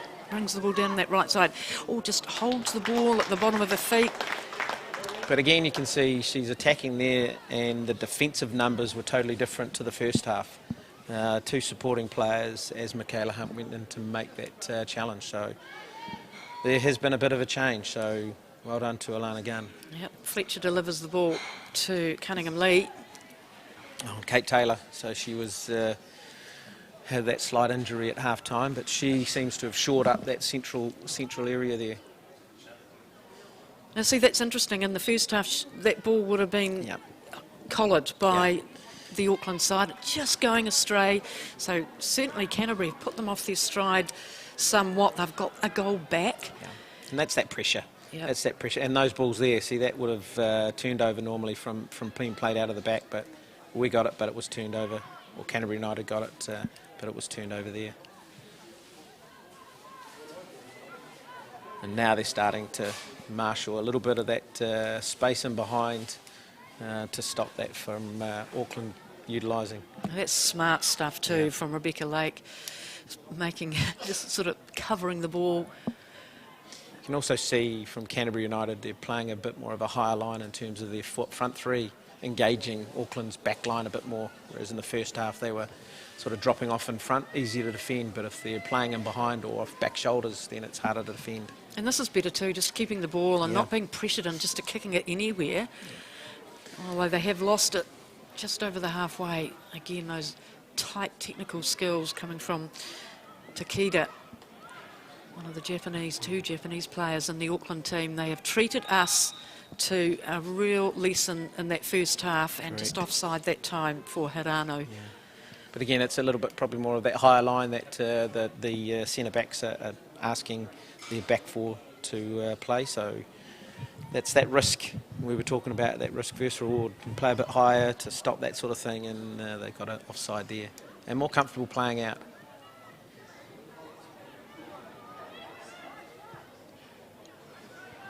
I haven't mentioned her too often, Whitney Hepburn, but she's been solid, hasn't she? She has. Here we've got Kate Taylor on the left-hand side. I think. Lovely ball. Clever, but they need to get it back in the box. Well, it's a great little ball at the far post. Oh, so again, Canterbury United kind of employing a little bit of what Auckland were employing in that first half by trying to play in behind. So a great little reverse ball there by Kate Taylor, which opens up Lara to put in a ball at the far post, but they just couldn't capitalise.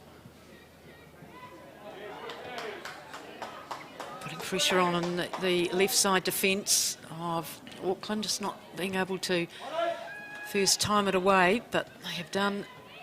I think that's pretty as well. you said, Hepburn's got on the ball a little bit more in the opening stages. So,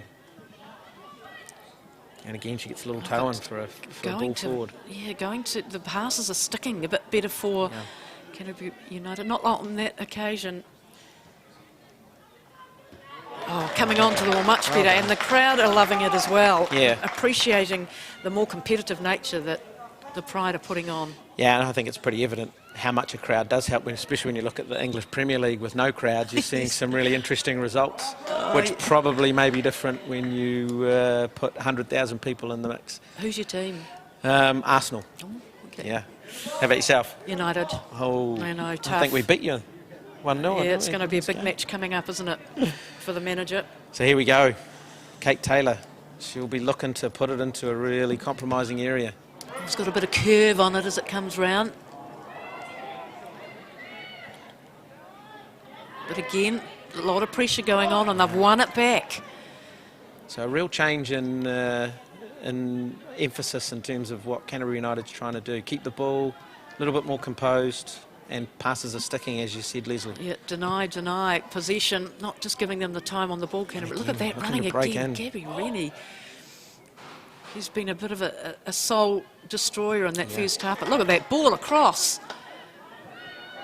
Who's got it? Hepburn. A bit of a mealy in there.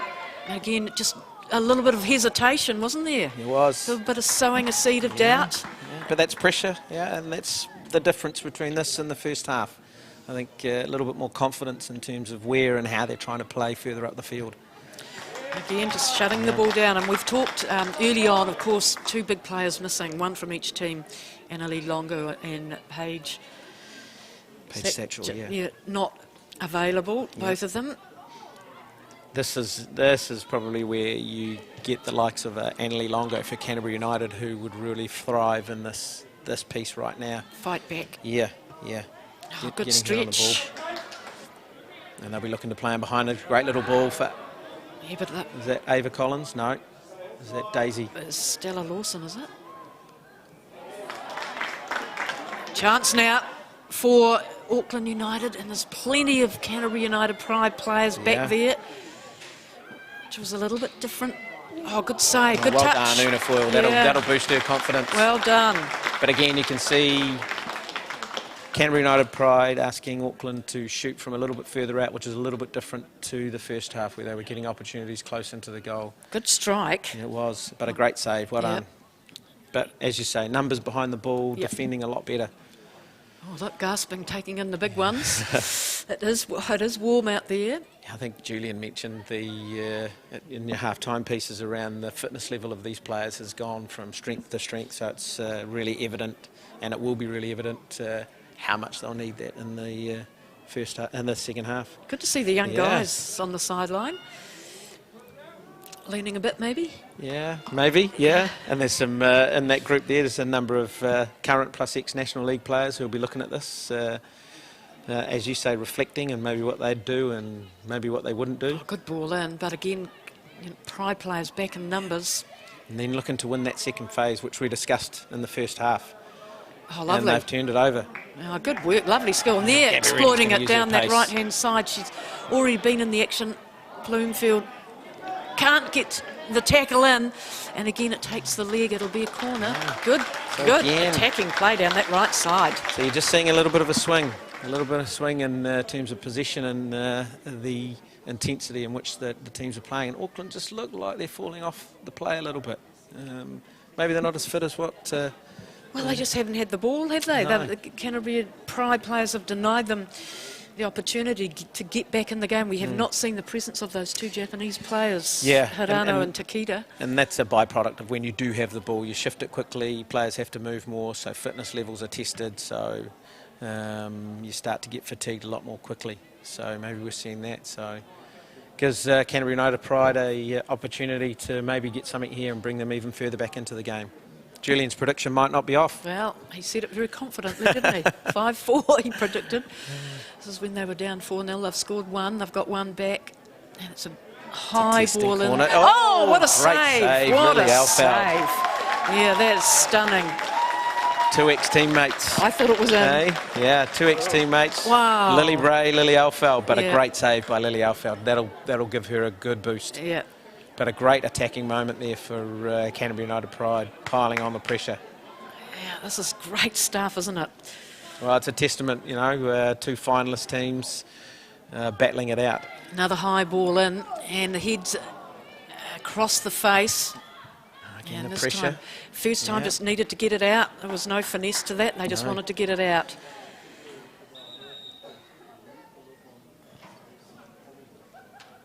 Wow, this has just been a real purple patch, isn't it, for the Pride, after seemingly being out of it. Oh, here's some pace coming on now in terms of Margie Diaz.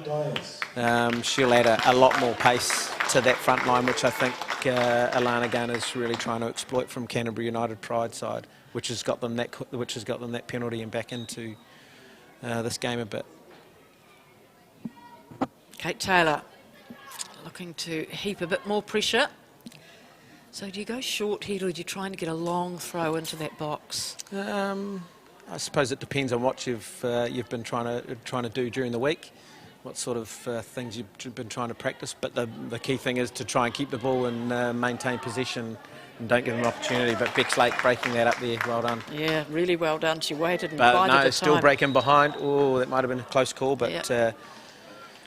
Brittany Cunningham-Lee. She's certainly lively up the front. She is. Didn't incur that penalty down for the Pride to score. But it's kind of a little bit of a turnaround, that old cliche game of two halves. You're now seeing Canterbury United Pride doing what Auckland did to Canterbury United in the first half by breaking in behind, a few searching balls, but they're keeping possession a lot better, and Auckland seem to be turning it over as they've done there. That composure seems to have lost them a bit. I thought she might have been lining up a shot there, but then looked for the pass across the face of the goal. Good work, lovely work on the ball. Ball in behind. Gee, she's a bit of a menace, isn't she, Gabby Gabby Rennie? Rennie, yeah.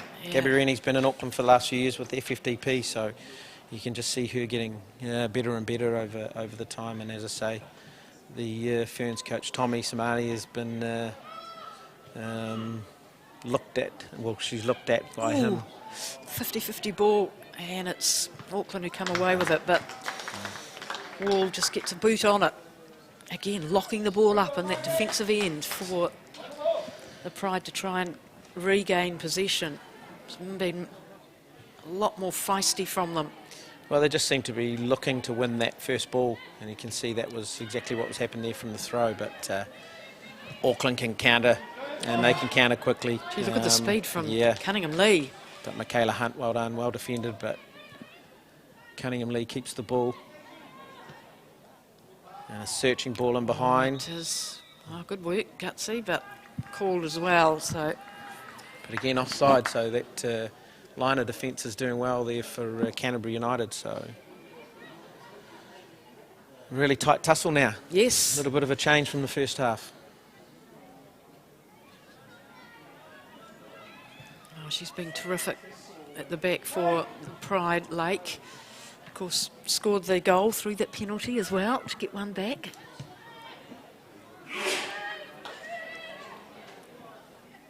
Oh, lovely. Nice touches, Emma Fletcher, been solid for Auckland. Just so skillful. Look at that, Yeah, 1-2. combinations. Yeah. But we're seeing things that weren't happening in the first half, just being able to pick up those little drop-offs that Auckland were clinging onto in that first half. Well, they've not been able to exploit their wings as much, Auckland, and they've shut them back down, have the Pride.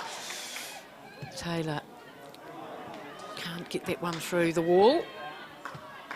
But the big thing now Canterbury United need to start doing is keep that intensity up, but still have that composure. You see there a couple of balls that went astray with them just trying to push. In the 79th minute at 4-1, it's that case of how much do you push and how much don't you push.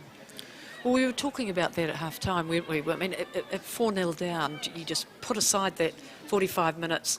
You know, you've got other matches in the Premier League that you can learn from this experience. Clearly, they've been very quick learners, Correct. the Pride, in the way that they've come back. And there are other games.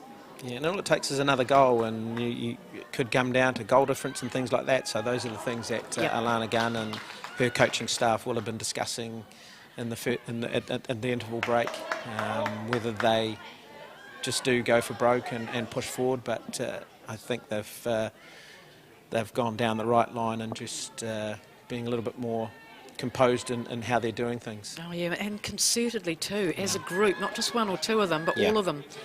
And you can see that in the amount of turnovers they've had compared to the first half. You'd say they'd be a lot higher. Gee, I have been impressed with Emma Fletcher on this right side defence for Auckland. Yeah. She's got some lovely little skills as well, and she's pretty determined. Yeah, and she's up against what was in the first half, Talia Herman. I think that's changed a little bit. But yeah, she did really, really well in that first half. But being pegged back a bit, she was getting forward a lot, but being pegged back a bit by the positivity now of Canterbury United. But then in saying that, you know, Auckland don't have to push numbers forward. They can sit back, relax, still 4-1 up. So still in a pretty good position to move this out. So Emma Peinenberg's on for Auckland. And Nicola Domonikovic, can she get something from this as well?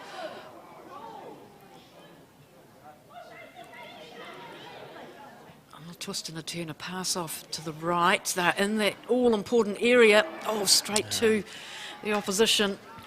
And then Auckland can break now.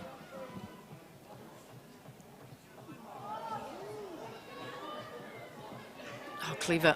And you can just see the lack of intensity to keep that ball going from an Auckland perspective, but now the intensity to win it back from Canterbury United perspective. But just a couple of little underpasses. Yes. Kills it, doesn't it? Yeah. Just a bit of trouble here. And that's what she's been brought on to do. But as you say, Rebecca Lake's had a great game today. She's dominant. Yeah. Lara Wall trying to get something here. Oh, great tackle there. Uncompromising. Well, that's commitment for you, isn't it? That's Liz Anton, captain for Auckland, leading from the front, and that's something that Aaron will be really loving, that she's doing that and providing a great example for her players. Of course, the other thing, these players will know each other so well too, won't they? Yeah, there's a lot of FFDP players, but they've played each other for a lot of years. Some of them have been age group players together, Ferns, so yeah, they all know each other, and there's a high level of respect. It's been played in a very good spirit, as we've seen, uncompromising at times, but that's the way it has to be. But also, of course it does. Some real flying! pressure. Wow, that's what we didn't see in the first half. Oh, and there as well, So Lily Bray. turning it over high up the field. Oh, what a magnificent save that one! For all intents and purposes, it could have been 4-2. Could have been 4-2. But Lily Arfield, wow. And she's one that Tommy Simani's been sort of raving about a little bit, is Lily Alfeld, and you can see why. Yeah, it she's was a got fantastic presence save. too, hasn't she? We've talked about quite a few of the players. Now, it's the first time we've seen the Japanese players come into it in the second half, and they've got the ball away high. It's a great tackle there.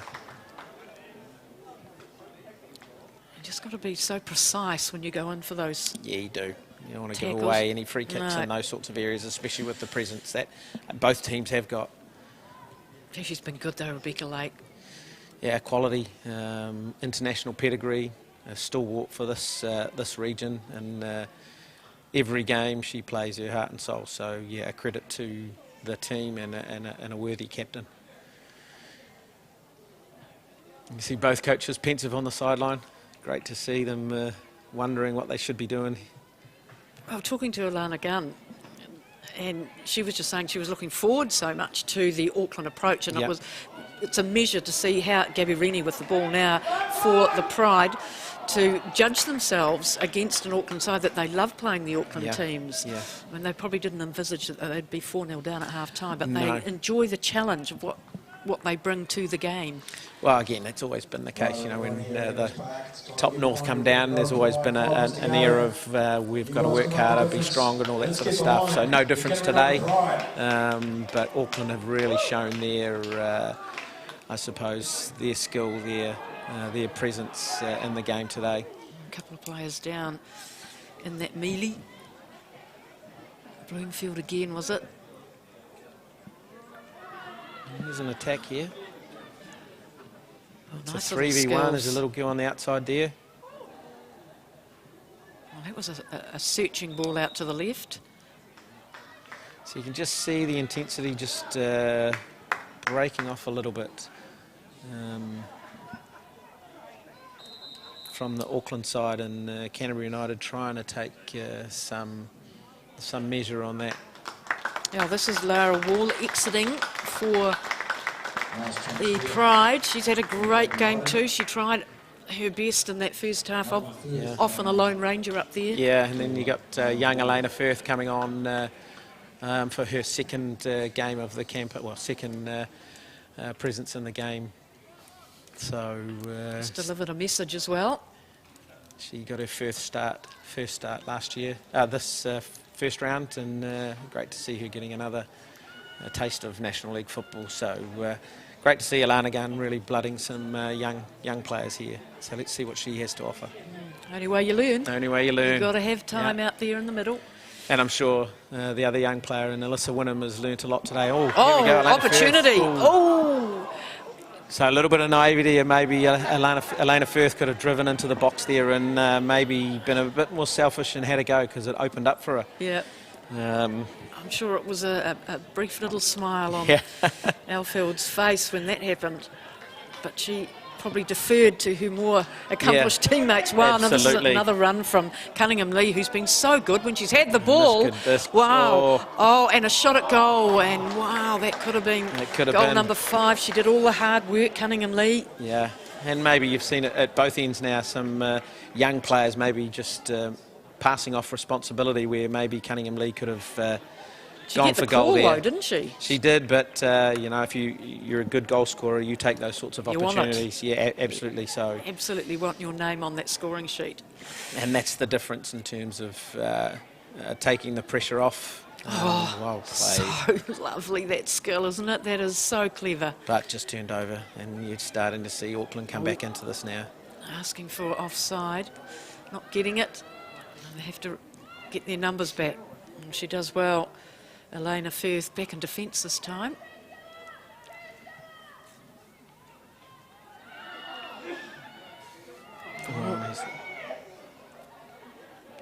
Great little competition, this one.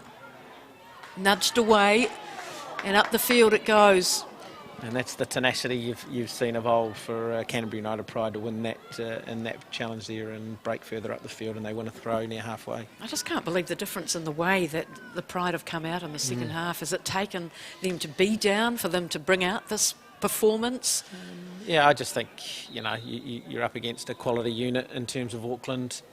Oh, is it a card, is it? Oh, yeah. Alossi Bloomfield. Bloomfield. And she won't be happy with that. That's just a combination of pressure over time. Maybe just a little bit of tiredness creeping in Yeah, as well. could be. She's been on the end of a couple of big tackles. Yeah, so maybe just giving it back. But as you know, alluding to what you just said, I think Alana will be really happy with the way the girls have fronted up in the second half. And now they've got a free kick. What could happen from here? So.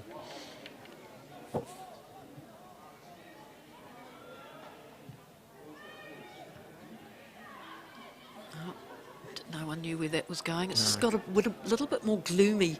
It's a little bit cooler too. Cloud cover. We are expecting a change. The old southerly to come in and deliver some rain, which we actually need. And that is covered by Elfeld and Would have liked to have seen Rebecca Lake maybe put that free kick into the box there to keep that pressure on, because they have had a spell of pressure. But you get a great shot out there from Whitney Hepburn from distance.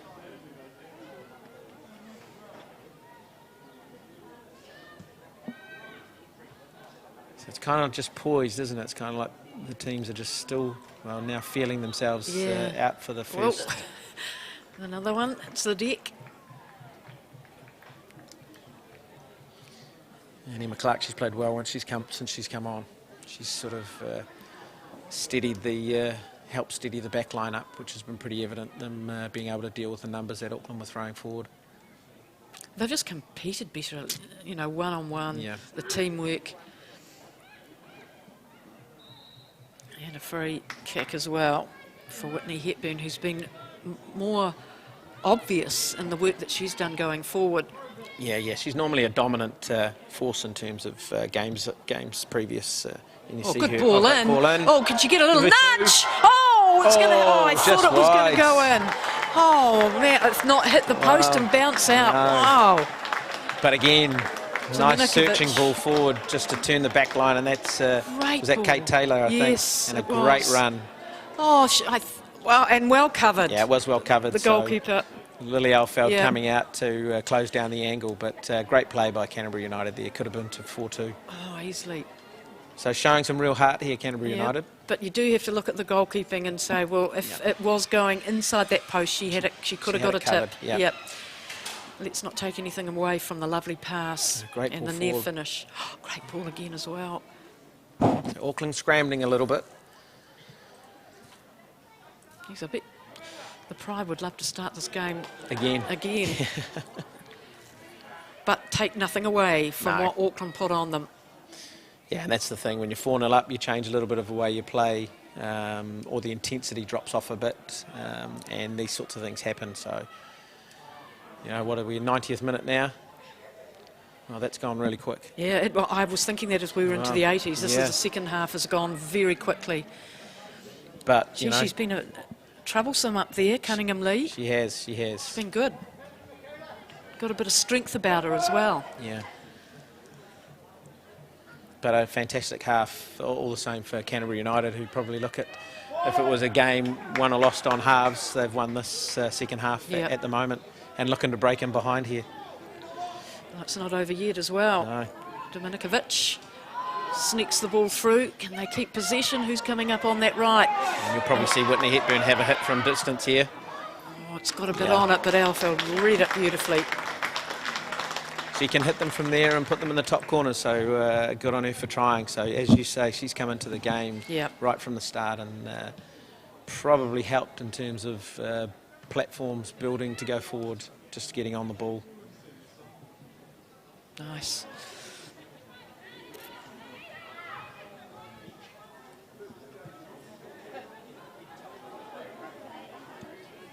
It was classy from Cleverley, wasn't it? Delivering that ball, and look where it is now. And Auckland will just look to get on the ball and just keep it as much as they can, run down the clock.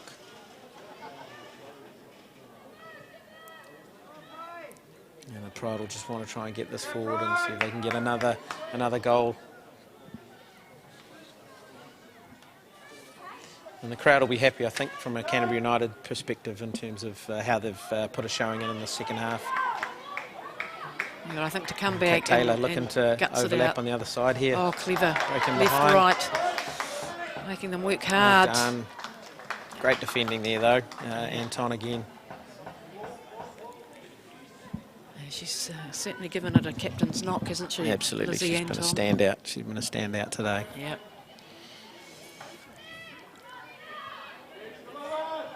But I think what Auckland probably haven't had in terms of the first half is the dominance and the flair of what the two Japanese players had provided. Well, they've kind of come out of the haven't game. been here in the second half, have they?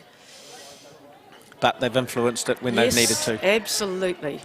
Yep. It's been a real lesson. Again, great example of goalkeeping, really getting the whole body behind it. Yeah. Not leaving anything to chance, a little dinky turn of the ball or anything. Oh, well done. Good Well done, hustle. Canterbury United. Good hustle. But Auckland will be happy just to push them back towards the goal. Gabby really is not giving up. Look at her. Oh, good stuff. That is the final whistle. What an excellent second half from Canterbury.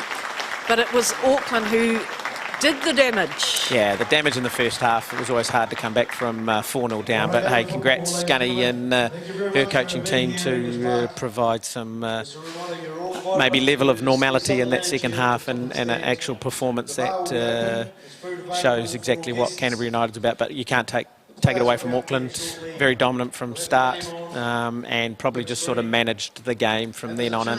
Yep, I think that's absolutely fair call. They showed us all their little tricks in the first half. The tempo of the game, the finish, the accuracy, the tight technical skills, and it reflected in the score 4-0 for Auckland football. Goals to Taylor O'Brien, 2 to Daisy Cleverley within 2 minutes, the 20th and the 22nd. Rina Hirano, one of the Japanese players, in the 38th minute, 4-0, and then it was Rebecca Lake with that penalty. So let's have a look at the highlights of those games, and Mike De Bono talk us through it, because there were plenty.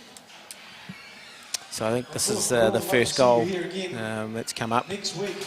And just second phase ball, and yeah, it's just broken to Taylor O'Brien, who's hit that in the top corner, hit it well. And again, a ball in behind, and Una won't be happy with that. It's just slipped out of her hands. But again, the runner's coming through unopposed, a free shot.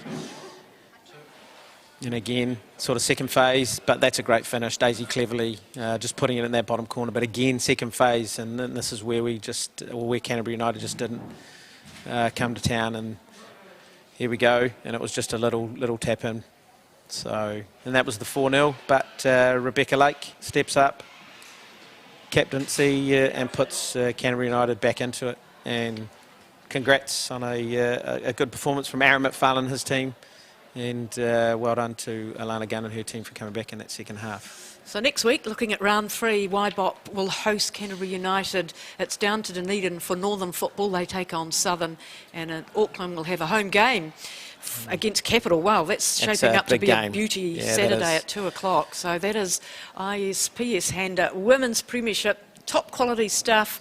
And the win points here at English Park in Aotearoa, Christchurch, it is to this very talented Auckland Football Federation under Aaron McFarlane. They have beaten the defending champions, leading 4-0, and they weren't able to add to that. They have taken the game, though, 4-1 in Christchurch. My thanks to the crew here, and also to Mike De Bono for his expert comments. My pleasure.